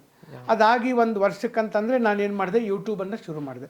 ಯೂಟ್ಯೂಬ್ ಒಳಗಡೆ ಭಾಳ ಸ್ಟ್ರಗಲ್ ಮಾಡಿದ್ದೀವಿ. ಈಗೆಲ್ಲ ನಮಗೆ ಭಾಳ ಅಡ್ವಾನ್ಸ್ ಡಿವೈಸ್ ಬಂದಿದ್ದವು. ಆಮೇಲೆ ಈಗಂತೂ ನಾವು AI ಸೆಟ್ ಬಳಸ್ತಾ ಇದ್ದೀವಿ, ಅವಾಗ ಏನೂ ಇರಲಿಲ್ಲ. ಅವಾಗ ನಾವು ಏನು ಮಾಡಿದ್ವಿ, ಒಂದು ಸರಿ ನಾನು ಸ್ಕ್ರೀನ್ ರೆಕಾರ್ಡ್ ಮಾಡಿ ವಿಡಿಯೋ ಮಾಡೋದು, ನಮ್ಮ ಮಿಸ್ಸಸ್ ಅದನ್ನ ಆಡಿಯೋ ಜೊತೆ ಸಿಂಕ್ ಮಾಡಿ ಅವರು ಅದನ್ನ ಕನ್ವರ್ಟ್ ಮಾಡಿಕೊಂಡು ಅಪ್ಲೋಡ್ ಮಾಡ್ತಿದ್ರು. ನಾನು ಅವಾಗ ಕ್ಲಾಸಿಗೆ ಹೋಗ್ತಿದ್ದೆ. ಈ ಥರ ಎಲ್ಲ ಮಾಡ್ತಾಯಿದ್ವಿ. ಹಾಗೆ ಮಾಡ್ತಾ ಬೆಳೀತಾ ಆಫೀಸರ್ಸ್ ಅಡ್ಡ ಬೆಳೀತಾ ಬಂತು. ಮತ್ತು ಆನ್ಲೈನಲ್ಲಿ ಸಿಗ್ತಾ ಇರೋದ್ರಿಂದ ಭಾಳ ವಿದ್ಯಾರ್ಥಿಗಳಿಗೆ ಹೆಲ್ಪ್ ಆಯಿತು. ಯಾಕಂದರೆ ನಮ್ಮ ಕರ್ನಾಟಕ ರಾಜ್ಯದೊಳಗಡೆ ಇವತ್ತಿಗೂ ಎಷ್ಟೋ ಹಳ್ಳಿಗಳಿಗೆ ಪೇಪರ್ಗಳೇ ಹೋಗೋದಿಲ್ಲ. ಇನ್ನು ಅವರಿಗೆ ಕರೆಂಟ್ ಅಫೇರ್ಸ್ ಹೆಂಗೆ ಓದಬೇಕು ಅವರು. ಸೊ ಹೀಗಾಗಿ ಆ ಒಂದು ನೀಡ್ ಇತ್ತು, ಮತ್ತು ನನಗೆ ಅದರ ಮೇಲೆ ಒಂದು ಇಂಟ್ರೆಸ್ಟು ಇತ್ತು. ಈ ನೀಡು ಇಂಟ್ರೆಸ್ಟು ಎರಡೂ ಮ್ಯಾಚ್ ಆಗಿದ್ದರಿಂದ that is the reason behind the origin of officers ಅಡ್ಡ ಪ್ಲ್ಯಾಟ್ಫಾರ್ಮ್. ಎಸ್ ಸರ್, ಆ ಥರ ಬಂದಿದ್ದು. ತುಂಬ ಚೆನ್ನಾಗಿದೆ ಸರ್ ನಿಮ್ಮದು ಒರಿಜಿನ್ ಸರ್. ಆ್ಯಂಡ್ ಸರ್ ಹಾಗೆ ಪ್ರತಿಯೊಬ್ಬರು ಲೈಫಲ್ಲೂ ಕೆಲವೊಂದಿಷ್ಟು ಸಿಚುವೇಶನ್ಗಳು ಯಾವ ಥರ ಬರ್ತಾವೆ ಅಂದರೆ, ಎಲ್ರಿಗೂ ಕಷ್ಟ ಅನ್ನೋದು ಎಲ್ರಿಗೂ ಇರುತ್ತೆ ಸರ್. ಅದೇ ಥರ ಕೆಲವೊಂದು ಸಿಚುವೇಶನ್ಗಳು ಅವ್ರನ್ನ ತುಂಬ ತಳ್ಳಿಬಿಡ್ತವೆ ಸರ್. ಅವ್ರನ್ನ ತುಂಬ ಒಂಥರ ಫ್ರಸ್ಟ್ರೇಟೆಡ್ ಆಗೋ ಲೆವೆಲಿಗೆ ಮಾಡಿಬಿಡ್ತೇವೆ ಸರ್ ಅವರು. ಆ ಥರ ನಿಮ್ಮ ಲೈಫಲ್ಲಿ ಯಾವುದೇ ಥರ ಕೆಲವೊಂದಿಷ್ಟು ಕಷ್ಟದ ಕ್ಷಣಗಳು ಅಂತ ಏನಾದರೂ ಇದ್ದುವಾ ಸರ್? ಕಷ್ಟದ ಕ್ಷಣಗಳು ಅಂತಂದರೆ ಫಸ್ಟು ನನ್ನ ಲೈಫ್ ಒಳಗಡೆ 2015 ಒಳಗಡೆ ಐ ಲಾಸ್ಟ್ ಮೈ ಮದರ್. ನಮ್ಮ ತಾಯಿ ತೀರ್ಕೊಂಡ್ರು. ಅದು ಭಾಳ ಕಷ್ಟದ ಸಂದರ್ಭ ನಮಗೆ. ಇವತ್ತಿಗೂ ನಂಗೆ ನೆನೆಸ್ಕೊಂಡ್ರೆ ದುಃಖ ಆಗ್ತೈತಿ. ಯಾಕಂದರೆ 2015ರಲ್ಲಿ ನಾವು ಅಂದ್ಕೊಂಡಿರಲಿಲ್ಲ. ಯಾಕಂದರೆ ನಮ್ಮ ಮನೆ ಎಲ್ಲ ಜವಾಬ್ದಾರಿ ನಮ್ಮ ತಾಯಿನೇ ಮಾಡ್ಕೊತ ಹೋಗ್ತಾಯಿದ್ರು. ನಮ್ಮ ತಾಯಿಯನ್ನು ನಾವು ಕಳ್ಕೊಂಡಿವಿ. ಯಾಕಂದರೆ ನನಗೆ, ನಮ್ಮ ಫಾದರ್ಗೆ ಇವತ್ತಿಗೂ ನಮಗೆ ಟೀಚಿಂಗು, ಓದೋದು, ಬರೆಯೋದು ಬಿಟ್ಟರೆ ಬೇರೆ ಗೊತ್ತಿಲ್ಲ. ಬಟ್ ನಮಗೆ ಅವಾಗ ಸಡನ್ನಾಗಿ ದಿಕ್ಕನೇ ತೋಚಿದಂಥ ಒಂದು ಪರಿಸ್ಥಿತಿ ಆಯಿತು. ಏನು ಮಾಡಬೇಕಪ್ಪ ಮುಂದೆ ಅಂಥೇಳಿ. ಆವಾಗ ನಮ್ಮ ತಂದೆ ಪ್ರಿನ್ಸಿಪಾಲ್ ಕೂಡ ಇದ್ದರು. ಸೊ ಭಾಳ ನಾವು ಮಾನಸಿಕವಾಗಿ ಕುಗ್ಗಿಬಿಟ್ಟಿವಿ. ಹೆಂಗಪ್ಪ ಇದು ಅಂಥೇಳಿ. ಯಾಕಂದರೆ ನಮಗೆ ಸಣ್ಣ ಸಣ್ಣ ವಿಚಾರಗಳು ಗೊತ್ತಿರಲಿಲ್ಲ, ನನಗಾಗಲಿ ನಮ್ಮ ತಂದೆಗಾಗಲಿ. ಅಂದರೆ ನಮಗವು ಯಾವುದನ್ನೂ ತಿಳಿಸಿಕೊಡ್ಲಾರ್ದೇ, ನಮಗೆ ಅದರದ್ದು ಯಾವುದೂ ಬಿಸಿನೇ ಗೊತ್ತಾಗಿರಬಾರ್ದು. ಅಷ್ಟು ಚೆನ್ನಾಗಿ ನಮ್ಮ ತಾಯಿ ಅದನ್ನೆಲ್ಲ ಮ್ಯಾನೇಜ್ ಮಾಡ್ಕೊತ ಬಂದಿದ್ರು. ಅವ್ರದ್ದು ಆಫೀಸ್ ವರ್ಕ್ ಜೊತೆ, ಅವ್ರದ್ದು ಕಮರ್ಷಿಯಲ್ ಟ್ಯಾಕ್ಸ್ ಡಿಪಾರ್ಟ್ಮೆಂಟು, ಭಾಳ ಇವೆಲ್ಲ ಭಾಳ ಇಶ್ಯೂಸ್ ಇರುವಂಥ ಡಿಪಾರ್ಟ್ಮೆಂಟ್ ಅದು. ಅಂಥಲ್ಲಿ ಇದ್ದುಕೊಂಡು ಅವರು ಮನೆಯನ್ನು ಭಾಳ ಚೆನ್ನಾಗಿ ನಿಭಾವಣೆ ಮಾಡ್ಕೊಂಡು ಬಂದಿದ್ರು. ಸೊ ಒಮ್ಮೆ ನಮಗೆ ಸಡನ್ನಾಗಿ ದಿಕ್ಕು ತೋಚದಂಗೆ ಆದಂಥ ಒಂದು ಟೈಮ್ ಅದು 2015ರಲ್ಲಿ. ಮತ್ತು ಅದೇ ಸಂದರ್ಭದಲ್ಲಿ ನನಗೆ ಇನ್ನೂ ಒಂದು ಕಡೆ ನಾನು ಸೆಟ್ಲು ಆಗಿರಲಿಲ್ಲ. ಆಮೇಲೆ ಈ ಕಡೆ ಸೈಡು UPSC ಓದ್ತಾ ಇದ್ದೆ. ಆಮೇಲೆ ನಮ್ಮ ತಂದೆ ಒಬ್ಬರೇ ಆಗಿಬಿಟ್ರು. ಅವರಿಗೂ ಮಾನಸಿಕವಾಗಿ, ಯಾಕಂದರೆ 30-40 ವರ್ಷದ ಜೀವನ ಇಬ್ಬರು ಕೂಡಿ ಕಲ್ತಿದ್ರು. ಅವ್ರಿಗೆ ಸಡನ್ನಾಗಿ ಆ ಥರ ಆಗಿದ್ದರಿಂದ ಅವ್ರಿಗೂ ಒಂದು ಶಾಕು, ನನಗೂ ಶಾಕು. ಬಟ್ ಅದು ಒಂದು ಭಾಳ ದೊಡ್ಡ ಕಷ್ಟದ ಸಂದರ್ಭ. ಇವತ್ತಿಗೂ ನನಗೆ ನೆನೆಸ್ಕೊಂಡ್ರೆ ಕಣ್ಣಂಗೆ ನೀರು ಬರ್ತಾವೆ. ಅಷ್ಟು ಭಾಳ ಪ್ರಾಬ್ಲಮ್ ಆದಂಥ ಒಂದು ಟೈಮ್ ಅದು. ಅದಾದ ಮೇಲೆ ಇನ್ನೊಂದು ಅಂತಂದರೆ, ಇತ್ತೀಚೆಗೆ ಮೊನ್ನೆ ಇದೇ ವರ್ಷ ಮಾರ್ಚ್ ಒಳಗಡೆ ನನಗೆ ಆಪ್ರೇಷನ್ ಮಾಡೋದು ಬಂತು ಸಡನ್ನಾಗಿ. ಅದು ಏನಿಲ್ಲ, ಒಂದು ಸಣ್ಣ ಹಲ್ಲು ಏನೇನೋ ಆಗಿಬಿಡ್ತು. ಸೊ ಅದು ಆ ಥರ ಆಯಿತು. ಆಪ್ರೇಷನ್ ಮಾಡೋದಾಯಿತು. ಅದು ನಾಲ್ಗೆಗೆ ಆಪ್ರೇಷನ್ ಮಾಡೋದಾಯಿತು. ಆವಾಗ ಒಂದು 3 ತಿಂಗಳು ನಾನು ಕ್ಲಾಸ್ ಮಾಡಲಿಲ್ಲ. ಈ ಕಳೆದ ಒಂದು ದಶಕದಲ್ಲಿ ಇಷ್ಟು ದಿವಸ ಕ್ಲಾಸ್ ಇಲ್ಲದೆ ಇದ್ದಿದ್ದಿದೆ. ನನಗೆ ನಮ್ಮ ವಿದ್ಯಾರ್ಥಿಗಳನ್ನು ನಾನು ಭಾಳ ಮಿಸ್ ಮಾಡ್ಕೊಂಡೆ ಆ ಟೈಮ್ ಒಳಗಡೆ. ಇವನ್ ಆಪ್ರೇಷನ್ ಥಿಯೇಟ್ರಲ್ಲಿ ಆಪ್ರೇಷನ್ ಮುಗಿದು ನನಗೆ ಸ್ವಲ್ಪ ಎಚ್ಚರ ಬರ್ತಾಯಿತ್ತು. ಅವಾಗ ನಮ್ಮ ಡಾಕ್ಟರು ಬಂದರು, ಒಳಗಡೆ ICUದಲ್ಲಿ ಬಂದರು. ಡಾಕ್ಟರ್ ಪಾಂಡುರಂಗಿ ಅಂಥೇಳಿ ENT ಸ್ಪೆಷಲಿಸ್ಟ್ ಅವರು. ಅವ್ರು ಬಂದಾಗ ಇನ್ನೂ ನಂಗೆ ಮಾತಾಡೋಕ್ಕೆ ಬರ್ತಿರ್ಲಿಲ್ಲ. ಅವಾಗ ಕೇಳಿದೆ, ಸರ್ ಮಾತು ಬರ್ತೈತೋ ಇಲ್ಲೋ, ಜಾಸ್ತಿ ಕಟ್ ಮಾಡಿದ್ರೆ ನಾಲ್ಗೆ ಅಂತ. ಅಂದರೆ ನನಗೆ ಅಷ್ಟು ಭಾಳ ಬೇಜಾರಾಯಿತು. ಯಾಕಂದರೆ ಇಷ್ಟು ದಿವಸದಿಂದ ನಾವು ಟೀಚಿಂಗ್ ಒಳಗಡೆ ಬಂದಿದ್ದೀವಿ. ಸಡನ್ನಾಗಿ ನಂಗೆ ಬೇರೆ ಏನಾದರೂ ನಾನು ಅಷ್ಟು ಮನಸ್ಸಿಗೆ ಹಚ್ಕೋತಿರ್ಲಿಲ್ಲ. ಬಟ್ ನಾಲ್ಗಿಗೆ ಆಪ್ರೇಷನ್ ಮಾಡಿದ್ರು 2-3 ತಿಂಗಳು ಮಾತಾಡೋಂಗೆ ಇಲ್ಲ. It was a very tough time for me. ಇವು 2 ಮಾತ್ರ. ಇದನ್ನು ಬಿಟ್ಟು ಭಾಳಷ್ಟು ಪ್ರಾಬ್ಲಮ್ಗಳು ಆಗಿದ್ದವು. ನಾವೇನು ಸೆಲೆಬ್ರೇಷನ್ ಅಂತ ಹೇಳ್ತೀವಲ್ಲ, ಆಗ ಎಲ್ಲರ ಲೈಫಲ್ಲೂ ಸೆಲೆಬ್ರೇಷನ್ ಆಗತ್ತೈತಿ. ಅವನ್ನೆಲ್ಲ ಮೀರಿ ನಾವು ಬರಬೇಕಾಗ್ತದೆ. ಬಟ್ ಇವು 2 ಮಾತ್ರ I can't forget this. Okay, ಅದು ನಮ್ಮ ತಾಯಿಯನ್ನು ಕಳ್ಕೊಂಡಿದ್ದು ಒಂದು, 2ನೇದ್ದು ಮೊನ್ನೆ ಆಪ್ರೇಷನ್ ಆದಂಥ ಸಂದರ್ಭದಲ್ಲಿ. ಸೊ ಯಾಕಂದ್ರೆ ಆ ಟೈಮ್ ಒಳಗಡೆ ನಮ್ಮ ಮನೆಯವರು ಎಲ್ಲ ಭಾಳ ಧೈರ್ಯ ತೊಗೊಂಡ್ರು. ಆ ಒಂದು ಗಂಡಾಂತರದಿಂದ ನಾನು ಹೊರಗಡೆ ಬಂದೆ, ಗಾಡ್ಸ್ ಗ್ರೇಸ್ ಅದು. ಸೊ ಇವೆರಡು ಭಾಳ ಕಷ್ಟದ ಸಂದರ್ಭಗಳು ಅಂತ ನಾನು ಹೇಳ್ಬೋದು. ನಿಜ ಸರ್, ನಾವು ನೋಡಿದೆ ಸರ್. ಅದೇ ಸರ್ ಕ್ಲಾಸ್ಗಳು ಬರ್ತಾ ಇಲ್ಲ, 3 ತಿಂಗಳವರೆಗೂ ನೋಡ್ತಾ ಇದ್ದೇವೆ ಸರ್. ಆ್ಯಂಡ್ ಅದೊಂದು ಸ್ವಲ್ಪ ಮಾಲಿಗೆಯಲ್ಲಿ ನಿಮ್ಮ ತೊದಲು ಬರ್ತಿತ್ತು ಸರ್, ಅದು ಕ್ಲಾಸ್ ಹೇಳ್ಬೇಕಾದ್ರೆ. ಅಂದ್ರೆ ಸರ್ ಏನೋ ಆಗಿದೆ ನಮ್ಗೆ ಅಲ್ಲಿ ಗೊತ್ತಾಯ್ತಿಲ್ಲ, ಆಲ್ಮೋಸ್ಟ್ ಸ್ಟೂಡೆಂಟ್ಸ್ಗೆ ಯಾರಿಗೂ ಗೊತ್ತಾಯ್ತಿದ್ದಿಲ್ಲ ಸರ್ ಈ ಥರ ಇದಾಗಿದೆ ಅಂತ. ಮಾತುಗಳಲ್ಲಿ ತೊದಲು ಬರ್ತಾ ಇರೋವಾಗ ಅವಾಗ ನೀವೇ ಹೇಳಿದ್ರಿ ಸರ್, ಅದು ಅವಾಗ ಅನಿಸ್ತದೆ ಸರ್ ನಮಗೆ. ಅದು ಸರ್ ನಿಮ್ದು ಆಲ್ಮೋಸ್ಟ್ ಅಂದರೆ ನೀವು ಇಂಜಿನಿಯರಿಂಗ್ ಮೆಕ್ಯಾನಿಕಲ್ ಮಾಡಿದ್ರಿ ಸರ್. ನಿಮ್ದು ಆಲ್ಮೋಸ್ಟ್ ಆಲ್ ಸೈನ್ಸ್ ಬ್ಯಾಕ್ಗ್ರೌಂಡ್ ಅಂತಲೇ ಅಂತ ಸರ್. ನಾವು ಏನಂದರೆ ಸೈನ್ಸ್ ಬ್ಯಾಕ್ಗ್ರೌಂಡ್ ಇರೋ ಎಲ್ಲ teachers almost all science related ಸಬ್ಜೆಕ್ಟ್ನೇ ಟೀಚ್ ಮಾಡ್ತಾರೆ ಸರ್. ನಿಮ್ದೊಂದು ವಿಶೇಷ sir, current affairs, geography, polity, almost ಇದರಲ್ಲಿ ನಿಮ್ದು ತುಂಬ ಹಿಡ್ತಾ ಇದೆ ಸರ್ ಇದು ಈ ಸಬ್ಜೆಕ್ಟ್ಗಳಲ್ಲಿ. ವಿಶೇಷತೆ ಇನ್ಸ್ಪೈರೇಷನ್ ಏನು ಸರ್? ಇನ್ಸ್ಪೈರೇಷನ್ ಅನ್ನೋಕ್ಕಿಂತ ಕರೆಕ್ಟ್, ನೀವು ಕೇಳಿದ್ದು ಭಾಳ ಕರೆಕ್ಟು. ಸೈನ್ಸ್ ಬ್ಯಾಕ್ಗ್ರೌಂಡಿಂದ ಬಂದವರು ಹೆಚ್ಚಾಗಿ ಸೈನ್ಸು ಆಮೇಲೆ ಮ್ಯಾಥ್ಸು ಟೀಚ್ ಮಾಡ್ತಿರ್ತಾರೆ. ಹ್ಯುಮ್ಯಾನಿಟೀಸ್ ಏನದಾವಲ್ಲ, ನಮ್ಮ ಹಿಸ್ಟ್ರಿ, ಪೊಲಿಟಿ, ಎಕಾನಮಿ, ಜಿಯೋಗ್ರಫಿ ಅದನ್ನ ಹೆಚ್ಚಾಗಿ ಮಾಡ್ತಿರೋದಿಲ್ಲ. ಬಟ್ ನನಗೇನೋ ಮೊದಲಿಂದ ಹ್ಯುಮ್ಯಾನಿಟಿ ಮೇಲೆ ಭಾಳ ಆಸಕ್ತಿ ಮೊದಲಿಂದನೂ ಇತ್ತು. ಬಟ್ ಇಂಜಿನಿಯರಿಂಗಲ್ಲಿ ನಾನು ಅವ್ನು ಓದಿರಲಿಲ್ಲ. ಬಟ್ UPSC ಪ್ರಿಪ್ರೇಷನ್ ಮಾಡಬೇಕಾದಾಗ ಆ ಸಬ್ಜೆಕ್ಟ್ಗಳ ಬಗ್ಗೆ ನನಗೆ ಜಾಸ್ತಿ ಒಲವು ಬಂತು, ಭಾಳ ಒಲವು ಬಂತು. ಮತ್ತು ಹೆಚ್ಚಿಗೆ ನಾನು ಓದ್ತಾ ಹೋದೆ, ನಾಲೆಜ್ ಬರ್ತಾ ಹೋಯಿತು. ಆಮೇಲೆ ಅದರ ಜೊತೆಗೆ ಇಂಟ್ರೆಸ್ಟು ಬೆಳೀತಾ ಹೋಯಿತು. ಸೊ ಹೀಗಾಗಿ ನಾನು ಜಾಸ್ತಿ ಇದನ್ನು ಟೀಚ್ ಮಾಡೋದಕ್ಕೆ ಶುರು ಮಾಡಿದೆ. ಸೈನ್ಸ್ ಏನು ಮಾಡಬಾರ್ದಂತೇನಿಲ್ಲ, ಸೈನ್ಸ್ ಕೂಡ ಡೆಫಿನೆಟ್ಲಿ ಮಾಡ್ತೀನಿ. ಬಟ್ ಇದ್ರ ಮೇಲೆ ಏನೋ ಒಂದು ಸ್ವಲ್ಪ ಹೆಚ್ಚಿಗೆ ಅವಾಗ ಇಂಟ್ರೆಸ್ಟ್ ಬಂತು. ಯಾಕಂದರೆ UPSC ಒಳಗಡೆ ಎಲ್ಲ ಇದ್ರ ಮೇಲೆ ಜಾಸ್ತಿ ಕ್ವಶನ್ಸ್ ಬರೋದ್ರಿಂದ ನಾನು ಫೋಕಸ್ಸು ಇದ್ರ ಮೇಲೆ ಜಾಸ್ತಿ ಮಾಡಿದೆ. ಸೈನ್ಸ್ ಹೆಂಗಿದ್ರು ಮಾಡ್ಬೋದು, ನಮ್ಮದು ಬ್ಯಾಕ್ಗ್ರೌಂಡ್ ಇದೆ, ಬಟ್ ಇದ್ರ ಮೇಲೆ ನಾವು ಜಾಸ್ತಿ ಫೋಕಸ್ ಮಾಡಬೇಕು ಅಂಥೇಳಿ ಫೋಕಸ್ ಇದ್ರ ಮೇಲೆ ಮಾಡ್ತಾ ಬಂದೆ. ಸೊ ಅದು ಫೋಕಸ್ ಮತ್ತು ಮಾಡಿದಂಗೆ ಅದು ಸ್ವಲ್ಪ ಅದ್ರ ಒಳಗಡೆ ಎಕ್ಸ್ಪರ್ಟನ್ಸಿ ಬರ್ತಾ ಹೋಯಿತು. ಮತ್ತು ಹಾಗೆ ಕಲಿಸ್ತಾ ಬಂದೀವಿ. ಕಲಿಸಿದಾಗ ಮನುಷ್ಯ ಭಾಳ ಕಲಿತಾನೆ. ಬರೀ ಓದೋದಕ್ಕಿಂತ ಕಲಿಸಿದಾಗ ಇನ್ನೂ ಮನುಷ್ಯ ಪರ್ಫೆಕ್ಟ್ ಆಗ್ತಾರೆ. ಪರ್ಫೆಕ್ಟ್ನೆಸ್ ಇದು ನನಗೂ ಕೂಡ ಅನುಭವಕ್ಕೆ ಬಂದಿದೆ. Yes sir. Okay. And sir ನೀವು ಆಲ್ಮೋಸ್ಟ್ ಅಲ್ಲಿ ಕರೆಂಟ್ ಅಫೇರ್ಸ್ ಕ್ಲಾಸ್ಗಳನ್ನೇ ಮಾಡ್ತಾ ಇರ್ತೀರಾ. ಆ್ಯಂಡ್ ಇತ್ತೀಚೆಗೆ ಕೆಲವೊಂದು ನಾನು ಹಾಗೆ ನೋಡಿರೋದೇನೆಂದರೆ ಕರೆಂಟ್ ಅಫೇರ್ಸ್ ಕ್ಲಾಸ್ಗಳನ್ನ ಕೆಲವೊಂದಿಷ್ಟು ಅಮೌಂಟ್ ಫಿಕ್ಸ್ ಮಾಡಿ ಅದು ಮಾಡ್ತಾ ಇರ್ತಾರೆ ಸರ್, ಕ್ಲಾಸ್ಗಳನ್ನೇ ಮಾಡ್ತಾ ಇರ್ತಾರೆ. ಆ್ಯಂಡ್ ನೀವು ಡೈಲಿ ಆಗಿ ಸ್ಟೂಡೆಂಟ್ಸ್ಗೆ ಆಲ್ಮೋಸ್ಟ್ ಅಲ್ಲಿ 2 ಡೇಸ್ಗೊಮ್ಮೆ 3 ಡೇಸ್ಗೊಮ್ಮೆ ನಿಮ್ಮ ಕರೆಂಟ್ ಅಫೇರ್ಸ್ ಕ್ಲಾಸ್ ಯೂಟ್ಯೂಬಲ್ಲಿ ಫ್ರೀ ಆಗಿ ಬರ್ತಾ ಇರುತ್ತೆ ಸರ್. ಅದಕ್ಕೆ ನಿಜವಾಗ್ಲೂ ಹುಡುಗರಿಗೆ ತುಂಬ ಹೆಲ್ಪ್ ಆಗ್ತಾ ಇದೆ sir. Thank you so much sir. ಆ ಥರ ನಿಮ್ದು ಯಾವಾಗಲೂ ಇದೇ ಥರ ಇರಲಿ ಅಂತ ಇದೆ ಸರ್. ಆ್ಯಂಡ್ ಸರ್ ಅದ್ರ ಬಗ್ಗೆ ನೀವೇನಾದರೂ ಹೇಳೋದಿದ್ರಿ ಸರ್? ನನಗೆ ಕೆಲವು ಜನ ಸಜೆಷನ್ನು ಕೊಟ್ಟಿದ್ದಾರೆ ನೀವು ಹೇಳಿದಂಗೆ. ಯಾಕಂದರೆ ಈಗ ಕ್ಲಾಸ್ ಕರೆಂಟ್ ಅಫೇರ್ಸಲ್ಲಿ ಭಾಳ ಎಫರ್ಟ್ ಭಾಳ ಇರ್ತದೆ. ನೀವು ಅದನ್ನ ಯಾಕೆ ಒಂದು ಕೋರ್ಸ್ ಥರ ಮಾಡಿ ಒಂದು ಮಿನಿಮಮ್ ಫೀಟ್ ಯಾಕೆ ಮಾಡಬಾರ್ದು ಅಂತಲೂ ಭಾಳಷ್ಟು ಮಂದಿನ ಸಲಹೆ ಕೊಟ್ಟಿದ್ದಾರೆ. ಬಟ್ ನಾನು ಅದನ್ನ ಯಾವತ್ತೂ ಮಾಡಿಲ್ಲ. ಕಳೆದ 8 ವರ್ಷಗಳಿಂದ ಅದನ್ನ ಉಚಿತವಾಗಿಯೇ ಹೇಳ್ತಾ ಬರ್ತಾ ಇದ್ದೀವಿ. 8 ವರ್ಷ ಆಯ್ತು. 8 ವರ್ಷದಿಂದ ಮಾಡ್ತಾ ಇದ್ದೀವಿ. ಸೊ ಅದು ಹಂಗಂತಲ್ಲ, ಈಗ ನಾವು ಎಲ್ಲದರಲ್ಲೂ ನಾವು ಇದನ್ನ ಮಾಡಬಾರ್ದು, ಕಮರ್ಷಿಯಲ್ ಮಾಡಬಾರ್ದು. ಯಾಕಂದರೆ ನಮ್ಮಿಂದನೂ ಒಂದು ಏನಾದರೂ ಸೇವೆ ಅನ್ನೋದು ಇರಬೇಕು. ನಾವು ಸಮಾಜದಿಂದ ಏನು ತೊಗೊಂಡಿದ್ದೀವಿ ಅನ್ನೋಕ್ಕಿಂತ ನಮ್ಮಿಂದ ಏನು ಕೊಟ್ಟಿದ್ದೀವಿ, ನಾಲೆಜ್ ಅನ್ನೋದು ಬರೀ ಅದು ಒಂದು ಕಮೋಡಿಟಿ ಎಕ್ಸ್ಚೇಂಜ್ ಆಗಬಾರ್ದು. ಸೊ ನಾವು ಸಮಾಜಕ್ಕೆ ಏನು ಕೊಡ್ತಾ ಇದ್ದೀವಿ, ನಮ್ಮಿಂದ ಸಮಾಜಕ್ಕೆ ಏನು ಸಿಗ್ತಾ ಇದೆ, ಬರೀ ವ್ಯಾಪಾರಿ ಮನೋಭಾವದಿಂದ ಅಷ್ಟೇ ನೋಡೋದಾಗಬಾರ್ದು. ಸೊ ಅದು ಒಂದು ಉದ್ದೇಶ ಇದೆ. ಸೊ ಹೀಗಾಗಿ ಮತ್ತು ನನಗದು ಖುಷಿನೂ ಇದೆ. ಕೆಲವು ಜನ ಹೇಳ್ತಾರೆ ನೀವು ಫ್ರೀ ಕರೆಂಟ್ ಅಫೇರ್ಸ್ ಮಾಡ್ತೀರಿ ಅಂತೇಳಿ. ನನಗದು ಫ್ರೀ ಅನಿಸಿಲ್ಲ, ನಾನು ದುಡ್ಡು ತೊಗೊಂಡಿಲ್ಲ, ಆದರೆ ಫ್ರೀ ಅಂತ ಅನಿಸಿಲ್ಲ. ಯಾಕಂದರೆ ಈ ಕರೆಂಟ್ ಅಫೇರ್ಸ್ ಮಾಡೋದ್ರಿಂದ ನನಗೆ ಖುಷಿ ಸಿಗ್ತಾ ಇದೆ. ದುಡ್ಡೇ ಸಿಗಬೇಕಂತ ಏನಿಲ್ಲ, ಎಲ್ಲ ದುಡ್ಡೇ ತೊಗೊಂಡು ಏನು ದುಡ್ಡಿನಿಂದ ಏನಾಗಂಗಿಲ್ಲ. ನಮಗೊಂದು ಖುಷಿ, ಒಂದು ಆತ್ಮತೃಪ್ತಿ ಅಥವಾ ಒಂದು ಕಂಟೆಂಟ್ಮೆಂಟ್ ಅಂತ ಕರಿತೀವಿ. ಈಗ ಯಾವುದೋ ಒಂದು ಕಾವೇರಿ ಇಶ್ಯೂ ಓದ್ತಾರ, ಇಸ್ರೇಲ್ ಪ್ಯಾಲೆಸ್ಟೀನ್ ಬಗ್ಗೆ ಓದ್ತಾರ, ಇರಾನ್ ಇರಾಕ್ ಬಗ್ಗೆ ಓದ್ತಾರ. ಎಷ್ಟೋ ಜನರಿಗೆ ಗೊತ್ತಾಗೋದಿಲ್ಲ. ಇರಾನ್ ಇರಾಕ್ ಎಲ್ಲೈತಿಪ್ಪ ಮ್ಯಾಪ್ದಾಗ ಅಂತ ಗೊತ್ತಿರೋದಿಲ್ಲ. ಇದನ್ನು ನಾವು ಬಿಡಿಸಿ ಅವರಿಗೆ ಹೇಳಿದಾಗ ಅವ್ರಿಗೆ ಖುಷಿ ಆಗ್ತದೆ. ಅವರೊಂದು ಕಮೆಂಟ್ ಹಾಕ್ತಾರೆ, ಅವಾಗ ನನಗೂ ಖುಷಿ ಆಗ್ತದೆ. ಹೌದಲ್ಲ, ನಾ ಹೇಳಿದ್ದು ಒಂದು ನಾಲೆಜ್ ಅವ್ರಿಗೆ ತಲುಪ್ತಲ್ಲ ಅಂತೇಳಿ ಈ ಖುಷಿ ಸಿಗ್ತಾ ಇದೆ. ಫ್ರೀ ಏನಲ್ಲ ಅದು ಖುಷಿ ಸಿಗ್ತಾ ಇದೆ. ಅದರೊಳಗಡೆ ತೃಪ್ತಿ ಇದೆ, ಆತ್ಮತೃಪ್ತಿ ಅಂತ ಕರಿತೀವಿ. ನಮ್ಮ ಮದರ್ ಹೇಳ್ತಿದ್ರು, ಎಲ್ಲ ಕೆಲಸನೂ ಕಮರ್ಷಿಯಲ್ಲೇ ಅಲ್ಲ. ನಾ ಯಾವುದೇ ಕೆಲಸ ಮಾಡಿದ್ರು ಅದರಿಂದ ದುಡ್ಡು ಬರ್ತೈತೆ ಅಂತ ಮಾಡಬಾರ್ದು, ಅದರಿಂದ ನಮಗೆ ಖುಷಿನೂ ಸಿಗ್ತದೆ. ಆ ಖುಷಿ ಇಂಪಾರ್ಟೆಂಟ್ ಭಾಳ. ಓಕೆ, ಆ ಖುಷಿ ಭಾಳ ಇಂಪಾರ್ಟೆಂಟ್. ಸೊ ಹಾಗಾಗಿ ನನಗೆ ಖುಷಿ ಕರೆಂಟ್ ಅಫೇರ್ಸ್ ಕೊಡ್ತಾ ಇದೆ. ಭಾಳಷ್ಟು ಕಾಂಪ್ಲೆಕ್ಸ್ ಸಬ್ಜೆಕ್ಟ್ ಇದ್ದರೂ ಕೂಡ, ಕಾಂಪ್ಲೆಕ್ಸ್ ಕರೆಂಟ್ ಅಫೇರ್ಸ್ ಇದ್ದರೂ ಕೂಡ ನಾವು ಅದನ್ನ ಚೆನ್ನಾಗಿ ಒಂದು ಸ್ಟೋರಿ ರೂಪದಲ್ಲಿ ಹೇಳ್ಬೇಕನ್ನೋದು ನನಗೆ ಖುಷಿ ಕೊಡ್ತದೆ. ಅದು ನನಗೆ ಇದನ್ನು ಅನ್ನಿಸ್ತದೆ. ಸೊ ಹೀಗಾಗಿ ಅದನ್ನ ನಾವು ಮಾಡ್ಕೋತಾ ಬರ್ತಾ ಇದ್ದೀವಿ. ಅದು ನನಗೇನು ಕಷ್ಟ ಅಂತ ಅನ್ಸೇನೇ ಇಲ್ಲ. ಕಷ್ಟ ಅಂತ ನನಗೆ ಯಾವಾಗಲೂ ಅನಿಸಿಲ್ಲ. ನಾನು ಇಷ್ಟಪಟ್ಟೆ ಮಾಡೋದು. ಚೆನ್ನಾಗಿದೆ ಸರ್, ಸಿಂಪ್ಲಿಫೈ ಮಾಡೋ ಹೇಳೋ ವಿಧಾನ ತುಂಬಾ ಚೆನ್ನಾಗಿದೆ ಸರ್. ಸಿಂಪ್ಲಿಫೈ ಮಾಡಿ, ಯಾಕಂದ್ರೆ ಈ ಸಿಂಪ್ಲಿಫೈ ಮಾಡಿ ಹೇಳ್ಬೇಕಂತ ಕೂತ್ಕೊಳ್ಳೋದು ಬೇರೆ, ಒಳಗಿನಿಂದ ಅದು ನಮಗೆ ಬರಬೇಕು. ಒಂದೊಂದು ದಿವಸ ನೀವು ನೋಡಿದ್ದೀರಿ, ಒಂದೊಂದು ದಿವಸ ಕರೆಂಟ್ ಅಫೇರ್ಸ್ನ ಮಾಡೋಕೆ ಹೋಗಂಗಿಲ್ಲ. ಯಾಕಂದ್ರೆ ಅವತ್ತು ಮನೇಲಿ ಏನೋ ಕೆಲಸ ಬಂದಿರ್ತೈತಿ ಅಥವಾ ಏನೋ ಒಂದು ಪ್ರಾಬ್ಲಮ್ ಆಗಿರ್ತಾವ, ಅವಾಗ ನನಗೆ ಅಷ್ಟು ಕಾನ್ಸಂಟ್ರೇಷನ್ ಇರೋದಿಲ್ಲ. ಅವಾಗ ಮಾಡಿದರೆ ಕ್ಲಾಸ್ ನಾರ್ಮಲ್ ಆಗಿಬಿಡ್ತದೆ. ಅದಕ್ಕೆ ನಾ ಅವತ್ತು ಕ್ಲಾಸ್ ಮಾಡೋದಿಲ್ಲ, ನೆಕ್ಸ್ಟ್ ಟೈಮ್ ಹಾಕ್ಬಿಡ್ತೇನೆ.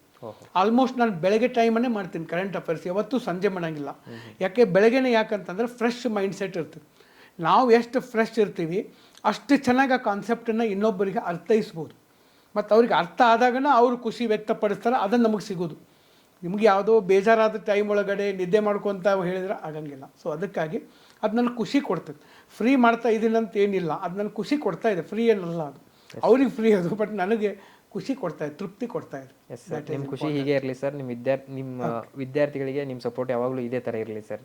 ಆ್ಯಂಡ್ ಸರ್, ನೀವು UPSC ಪ್ರಿಪ್ರೇಷನ್ ಮಾಡ್ತಿದ್ರಿ ಅಂತ ಕೇಳ್ಪಟ್ಟೆ ಸರ್. ನಿಮ್ದು UPSC ಕ್ಲಿಯರ್ ಯಾಕೆ ಆಗಲಿಲ್ಲ ಸರ್? UPSC ಒಳಗಡೆ ಕೆಲವೊಂದು ತಪ್ಪುಗಳನ್ನು ಕೂಡ ನಾನು ಮಾಡಿದೆ. ಓಕೆ, ಅಂದರೆ ಫಸ್ಟು ಏನಾಯಿತು, ನಾನು basically Kannada medium student, Kannada ಮೀಡಿಯಮಿಂದ ಓದೆ. ಓಕೆ, ಪ್ರಿಲಿಮ್ಸ್ ಬರಿಬೇಕಾದಾಗೂ ಅಷ್ಟೇನು ಪ್ರಾಬ್ಲಮ್ ಆಗಲಿಲ್ಲ. ಮೇನ್ಸಲ್ಲಿ ಕೆಲವು ಪ್ರಾಬ್ಲಮ್ಗಳಾದವು. ಮೇನ್ಸಲ್ಲಿ ಕೆಲವೊಂದು ಸಬ್ಜೆಕ್ಟ್ ಒಳಗಡೆ, ಯಾಕಂದರೆ ಕ್ವಶನ್ ಪೇಪರು ಇಂಗ್ಲೀಷಲ್ಲಿತ್ತು, ನಾವು ಒಮ್ಮೆ ಇಂಗ್ಲೀಷಲ್ಲೂ ಬರೆದೆ. ನೆಕ್ಸ್ಟ್ ಟೈಮ್ ಬರಿಬೇಕಾದಾಗ ಅದು ನಾನು ಕನ್ನಡದಲ್ಲಿ ಬರೆಯೋಕ್ಕೆ ಹೋದೆ. ಇನ್ನೊಮ್ಮಿಗೆ ಅದನ್ನು ಇಂಗ್ಲೀಷಲ್ಲೇ ಬರೆದಿದ್ರು ನಡೀತಿತ್ತು, ಬಟ್ ಅವಾಗ ನಾನು ಕನ್ನಡ ತೊಗೊಂಡೆ. ಕನ್ನಡದಲ್ಲಿ ಪ್ರಿಪೇರ್ ಆಗೋಕ್ಕೆ ಮತ್ತೆ ಟೈಮ್ ಹಿಡಿತು. ಈ ಒಂದು ಇದ್ರ ಒಳಗಡೆ ಆಮೇಲೆ ಆಪ್ಷನಲ್ ಪೇಪರ್ ನಾನು ಕನ್ನಡ ಲಿಟ್ರೇಚರ್, ಕನ್ನಡ ಸಾಹಿತ್ಯ ನಾನು ಓದಿದ್ದು, ಮತ್ತು ಅದಕ್ಕೆ ಗೈಡ್ ಮಾಡಿದ್ದು ನಮ್ಮ ತಂದೆನೇ ಗೈಡ್ ಮಾಡಿದ್ದು. ಕನ್ನಡ ಸಾಹಿತ್ಯ ಅವರು ನಾನು ಡಿಸ್ಕಸ್ ಮಾಡೇ ಓದ್ತಾ ಇದ್ವಿ, ಅದನ್ನ ನಾನು ಓದ್ತಾ ಇದ್ದೆ. ಸೊ ಹೀಗಾಗಿ ಕೆಲವೊಂದು ಸಣ್ಣ ಸಣ್ಣ ಮಿಸ್ಟೇಕ್ಸ್ ಆದವು. ಸೊ ಮಿಸ್ಟೇಕ್ಸ್ ಆದವು, ಅದರ ನಡುವನ್ನೇ ಏನಾಗಕತ್ತು ಅಂತಂದರೆ, ಸ್ವಲ್ಪ ನಾನು ಈ ಟೆಸ್ಟ್ ಸೀರೀಸ್ ಎಲ್ಲ ಬರೀತಾ ಇದ್ದೆ ಹೈದರಾಬಾದಲ್ಲಿ, ಅಲ್ಲೆಲ್ಲ. ಸೊ ಡೆಲ್ಲಿಯಲ್ಲೂ ಇದ್ದೆ, ಆಮೇಲೆ ಹೈದರಾಬಾದ್ಗೆ ಹೋದಾಗ ಟೆಸ್ಟ್ ಸೀರೀಸ್ ಎಲ್ಲ ಬರೀತಾ ಇದ್ದೆ. ಅಲ್ಲಿ ಡೌಟ್ಸ್ ಎಲ್ಲ ಕೇಳಕ್ಕೆ ಹೋಗ್ತಿದ್ದೆ ನಾನು ನಮ್ಮ ಟೀಚರ್ಸ್ ಕಡೆಗೆ. ಆ ಡೌಟ್ಸ್ ಕೇಳೋದು, ಅವ್ರ ಜೊತೆ ಡಿಸ್ಕಷನ್ ಮಾಡೋದು, ಇದನ್ನೆಲ್ಲ ನೋಡಿದಾಗ ಅವರು, ನೀವು ಪ್ರಿಪ್ರೇಷನ್ ಮಾಡ್ಕೊತ ಯಾಕೆ ನಮ್ಮಲ್ಲಿ ಸ್ವಲ್ಪ ವರ್ಕ್ ಮಾಡಬಾರ್ದು ಅಂತಂದರು. ಅವಾಗ ನಾನು ಅಲ್ಲೇ ವರ್ಕ್ ಮಾಡೋಕ್ಕೆ ಶುರು ಮಾಡಿದೆ ಹೈದರಾಬಾದಲ್ಲಿ. ಅಲ್ಲಿ ವರ್ಕ್ ಮಾಡೋಕ್ಕೆ ಶುರು ಮಾಡಿದೆ. ಅವಾಗ ಏನಾಯಿತು ಅಂತಂದರೆ, ಯಾರೋ ವಿದ್ಯಾರ್ಥಿಗಳಿಗೆ ಸ್ವಲ್ಪ ಡೌಟ್ಸ್ ಕ್ಲಿಯರ್ ಮಾಡೋದು, ಆಮೇಲೆ ಕ್ವಶನ್ ಪೇಪರ್ ತೆಗೆದುಕೊಡೋದು. ಅವಾಗ ಸ್ವಲ್ಪ CSAT ಹೇಳ್ತಿದ್ದೆ ನಾನು, ನಮ್ಮದು ಇಂಜಿನಿಯರಿಂಗ್ ಬ್ಯಾಕ್ಗ್ರೌಂಡು. ಅವಾಗ ನಮಗೆ ಬರೋದೇ ಮ್ಯಾಥ್ಸು. ಮ್ಯಾಥ್ಸ್ ಬಿಟ್ಟರೆ ಉಳಿದಿದ್ದು, ಮ್ಯಾಥ್ಸು ಸೈನ್ಸ್ ಬಿಟ್ಟರೆ ಇವೇನೂ ಗೊತ್ತಿರಲಿಲ್ಲ. ಅದನ್ನ ಒಂದೇ ಮಾಡ್ತಿದ್ದೆ ನಾನು. ಈಗ ಅದನ್ನ ಬಿಟ್ಟು ಉಳಿದಿದ್ದು ಎಲ್ಲ ಮಾಡ್ತಾಯಿದ್ದೆ. ಹಿಂಗಾಗೈತಿ, ಅದನ್ನ ಮಾಡ್ತಾಯಿದ್ದೆ. ಹಾಗೆ ಪಾಪ್ಯುಲಾರಿಟಿ ಬೆಳಕತ್ತು. ಆಮೇಲೆ ಕನ್ನಡದಲ್ಲಿ ನಾನು ಬರಿಬೇಕು ಅಂದ್ಕೊಂಡೆ, ಮತ್ತು ಧಾರವಾಡಕ್ಕೆ ಬಂದೆ. ಧಾರವಾಡಕ್ಕೆ ಬಂದಾಗ ಇಲ್ಲೂ ಟೀಚಿಂಗ್ ಶುರು ಮಾಡಿದೆ. ಅದು ಪಾಪ್ಯುಲಾರಿಟಿ ಬೆಳೀತಾ ಬೆಳೀತಾ ಒಂದು ಪಾಯಿಂಟ್ ಆಫ್ ಟೈಮ್ ಒಳಗಡೆ ನಾನು ಕೂತ್ಕೊಂಡು ಸೀರಿಯಸ್ಸಾಗಿ ಯೋಚನೆ ಮಾಡಿದೆ, ಯಾವ ಪ್ರೊಫೆಷನ್ ನಾವು ಹೋಗಬೇಕು ಅಂಥೇಳಿ. ಅವಾಗ ನನಗೆ ತೋರಿಸಿದ್ದು ಈ ಟೀಚಿಂಗ್ ಪ್ರೊಫೆಷನ್ಗೆ. ಯಾಕಂದ್ರೆ ನನಗೆ ಇದರೊಳಗಡೆ ಖುಷಿನೂ ಭಾಳ ಇದೆ, ಆಮೇಲೆ ಇದರ ಒಳಗಡೆ ಒಳ್ಳೆಯ ಒಂದು ಫೀಡ್ಬ್ಯಾಕ್ ಬರ್ತಾ ಇದೆ, ಮತ್ತು ಒಂದು ಶ್ಯೂರಿಟಿ ಜಾಸ್ತಿ ಆಗ್ತಾಯಿದೆ. ಸೊ ಹೀಗಾಗಿ ನಾನು ಇಲ್ಲಿ ಹೋಗಬೇಕು ಅಂತ ನಾನು ಅಂದ್ಕೊಂಡೆ.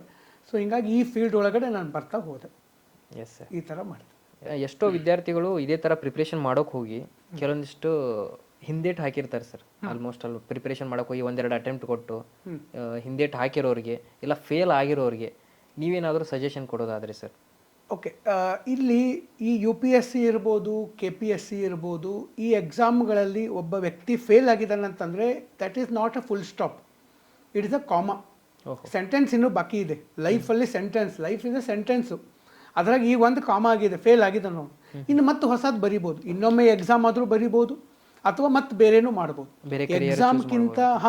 ಎಕ್ಸಾಮ್ಗಿಂತನೂ ಭಾಳ ದೊಡ್ಡದು ಲೈಫು. ನಾವು, ನನ್ನ ಪ್ರಕಾರ ಯಾವುದೇ ವಿದ್ಯಾರ್ಥಿ ಮೊದಲು ಸರಿಯಾದ ಕೋಚಿಂಗ್ ತೊಗೊಂಡು, ಗೈಡೆನ್ಸ್ ತೊಗೊಂಡು 1-2 ವರ್ಷ ಹಾನೆಸ್ಟಾಗಿ ಅಟೆಂಪ್ಟ್ ಕೊಡ್ರಿ. ಅದು ಆಗಲಿಲ್ಲ ಅಂದಾಗ ಬ್ಯಾಕಪ್ ಪ್ಲ್ಯಾನ್ ಇಟ್ಕೋಬೇಕು. ಬ್ಯಾಕಪ್ ಪ್ಲ್ಯಾನ್ ಮಾಡ್ಕೊತ ಮತ್ತೆ ಅಟೆಂಪ್ಟ್ ಬರೀರಿ. ಅವಾಗೂ ಆಗಲಿಲ್ಲ ಅಂತಂದರೆ ಮತ್ತೆ ಬೇರೆ plan A, plan B, plan C ಮಾಡಬೇಕು. ಓಕೆ, ಅಂದರೆ ಈ ಎಕ್ಸಾಮ್ ಫೇಲ್ ಆದರೆ ಲೈಫನ್ನೇ ಫೇಲ್ ಅಂತಲ್ಲ, it is just a comma, not a full stop. ಇದನ್ನು ಎಲ್ಲ ವಿದ್ಯಾರ್ಥಿಗಳಿಗೂ ಹೇಳಕ್ಕೆ ಬಯಸ್ತಾ ಇದ್ದೀನಿ. ಯಾಕಂದರೆ ಈ ಲೈಫ್, ಈ ಒಂದು ಎಕ್ಸಾಮಲ್ಲಿ ಫೇಲ್ ಆದವರು ಲೈಫಲ್ಲಿ ಏನೇನೋ ಅಚೀವ್ಮೆಂಟ್ ಮಾಡಿದ್ದಾರೆ. ನಿಜ ಸರ್. ಯಾವ ಲೆವೆಲ್ಗೆ ಇವತ್ತು ಅಚೀವ್ಮೆಂಟ್ ಮಾಡಿದಾರಪ್ಪ ಅಂತಂದರೆ ಯು ಕ್ಯಾನಾಟ್ ಇಮ್ಯಾಜಿನ್. ಬಟ್ ಒಂದು ನಾನು ಹೇಳೋದು ಏನಪ್ಪ ಅಂತಂದರೆ ಈ UPSC KPSC ಒಳಗಡೆ ಏನು ನಾಲೆಜ್ ಸಿಗ್ತೈತಲ್ಲ ಆ ನಾಲೆಜ್ ನಾವು ತೊಗೋಬೇಕು. ಆ ನಾಲೆಜ್ ತೊಗೊಂಡು ಫೇಲ್ ಆದರೂ ಫೇಲ್ ಅಲ್ಲ, ಅದು ಸಕ್ಸಸ್ ಆಗ್ತದೆ ಮುಂದೆ. ಬಟ್ ನಾಲೆಜು ತೊಗೊಳಿಲ್ಲ ಫೇಲು ಆತಂದ್ರೆ ಪ್ರಾಬ್ಲಮ್ ಆಕೈತೆ, ಸೆಲೆಬ್ರೇಷನ್ ಹಾಕೋ. ಸೊ ಅದಕ್ಕಾಗಿ ನೀವೇನು ನಾಲೆಜ್ ಮಾತ್ರ ಇಲ್ಲಿ ತಗೋಬೇಕು. ಯಾಕಂದರೆ ಈ ಎಕ್ಸಾಮ್ ಕೊಡುವಷ್ಟು ನಾಲೆಜ್ ಯಾವ ಪರೀಕ್ಷೆಗಳು ಯಾವ ಯೂನಿವರ್ಸಿಟಿಗಳು ಕೊಡೋದಿಲ್ಲ. ನಮ್ಮ ದೇಶದ ಇತಿಹಾಸ ಗೊತ್ತಾಗ್ತದೆ, ನಮ್ಮ ದೇಶದ ಸಂವಿಧಾನ ಗೊತ್ತಾಗ್ತದೆ, ನಮ್ಮ ದೇಶದ ಅರ್ಥಶಾಸ್ತ್ರ, ಇಕಾನಮಿ. ಈಗ ಟ್ರಂಪ್ ಟ್ಯಾಕ್ಸ್ ಹಾಕ್ತಾ ಇದ್ದಾರೆ, ಟ್ರಂಪ್ ಯಾಕೆ ಟ್ಯಾಕ್ಸ್ ಹಾಕ್ತಾರೆ, ಟ್ರಂಪ್ ಟ್ಯಾಕ್ಸಿಗೂ ಡಾಲರ್ಗೂ ರೂಪಾಯಿಗೂ ಶೇರ್ ಮಾರ್ಕೆಟ್ಗೂ ಏನು ವ್ಯತ್ಯಾಸ ಇದೆ, ಏನು ಸಂಬಂಧ ಇದೆ, A to Z ನಮ್ಮ ದೇಶದ ಬಗ್ಗೆ ಗೊತ್ತಾಗ್ತದೆ. ಮತ್ತು ಇಷ್ಟು ನಾಲೆಜ್ ಇದ್ದರೆ ಇದು ಫೇಲ್ ಅಲ್ಲ. ಹೌದು. ಸೊ ಹಾಗಾಗಿ ಒಂದು ಒಳ್ಳೆ ನಾಲೆಜ್ ತೊಗೋಬೇಕು, ಒಂದೆರಡು ಪ್ರಾಮಾಣಿಕವಾದಂಥ ಅಟೆಂಪ್ಟ್ ಕೊಡಬೇಕು. ಪ್ರಾಮಾಣಿಕ ಅಟೆಂಪ್ಟ್ ಅಂದರೆ ಏನು, ನಮಗೆ ಮನಸ್ಸಿಗೆ ನಾಳೆ ಎಕ್ಸಾಮ್ ಆಯ್ತಂದ್ರೆ ಇವತ್ತು ಮನಸ್ಸಿಗೆ ಅನಿಸ್ಬೇಕು, ಹೌದು ನಾನೆಲ್ಲ ಓದಿದ್ದೀನಿ, ನಾನು ಪರ್ಫೆಕ್ಟ್ ಅದೀನಿ, ನಾಳೆ ಎಕ್ಸಾಮ್ ಬರೋಕ್ಕೆ ನಾನು ಎಲಿಜಿಬಲ್ ಅದೀನಿ ಅಂತ ಅನಿಸ್ಬೇಕು ಅವ್ನ ಮನಸ್ಸಿಗೆ. ಅಷ್ಟು ಅನಿಸಿದ ಮೇಲೆ ಹೋಗಿ ಎಕ್ಸಾಮ್ ಬರೀಬೇಕು. ಅದಾಯಿತು ಆಯಿತು, ಆಗಲಿಲ್ಲ ಅಂದರೂ ಭಾಳ ಅಪಾರ್ಚುನಿಟಿಗಳಿದೆ. ಮತ್ತು ನಾನು ನೋಡ್ದಂಗೆ ಕೆಲವು ಜನ ವಿದ್ಯಾರ್ಥಿಗಳು ಎಲಿಜಿಬಲ್ ಇದ್ದವರು ಈ ಎಕ್ಸಾಮಲ್ಲಿ ಫೇಲ್ ಆಗ್ತಾರೆ. ಎಸ್ ಸರ್, ಆಗ್ತಾರೆ, ಡೆಫಿನೆಟ್ಲಿ ಆಗ್ತಾರೆ. ಅದಕ್ಕೇನು ಭಯ ಪಡೋ ಅಗತ್ಯತೆ ಇಲ್ಲ. ಯಾಕಂದರೆ ಈ UPSC KPSCಯಲ್ಲಿ ಏನಾಗ್ತದೆ ಅಂತಂದರೆ ಸೀಟುಗಳು ಕಡಿಮೆ, 300 400 500 1000 ಸೀಟು. ಎಕ್ಸಾಮ್ ಬರೆಯೋರು 3 ಲಕ್ಷ 4 ಲಕ್ಷ 10 ಲಕ್ಷ 20 ಲಕ್ಷ. ಫೇಲ್ ಆದವ್ರು ಎಲ್ಲರೂ ದಡ್ರ ಅಂತಲ್ಲ, ಅವತ್ತಿನ ಡೇ ಅವ್ರನ್ನ ಡಿಸೈಡ್ ಮಾಡ್ತಾರೆ. ಈಗ ಇಬ್ಬರು ಎಕ್ಸಾಮ್ ಬರೆಯೋಕೆ ಕೂತ್ಕೊಂಡಿದ್ದಾರೆ, ಅವ್ನು ಗೊತ್ತಿದ್ದಿದ್ದು ಕ್ವಶನ್ನೇ ಅವ್ನಿಗೆ ಬಂದಿರ್ತೈತಿ, ಇವ್ನು ಗೊತ್ತಿರಲಾರದೆ ಇದ್ದಿದ್ದೂ ಬಂದಿರಬಹುದು. ಸೊ ಅದಕ್ಕಾಗಿ UPSC ಒಳಗಡೆ ಇಲ್ಲಿ ಒಂದು ಸ್ವಲ್ಪ ಲಕ್ಕೂ ಮ್ಯಾಟ್ರ್ ಆಗ್ತದೆ. 99% ಹಾರ್ಡ್ ವರ್ಕು, 1% ಲಕ್. ಬಟ್ ಒಂದು ನಾವು ನಾಲೆಜ್ ಮಾತ್ರ ತೊಗೋಬೇಕು, ನಾಲೆಜ್ ತೊಗೋಬೇಕು. ಕೆಲವು ಜನ ಎಲಿಜಿಬಲ್ ಇದ್ದವರು ಫೇಲ್ ಆಗಿದ್ದಾರೆ, ಉದಾಹರಣೆಗಳಿದ್ದವು. ಆದರೆ ಹಂಗೆ ಫೇಲ್ ಆಗಿನೂ ಮತ್ತು ಜೀವನದಲ್ಲಿ ಭಾಳ ಸಕ್ಸಸ್ ಆಗಿದ್ದಾರೆ, ಅಂಥವರು ಇದ್ದಾರೆ.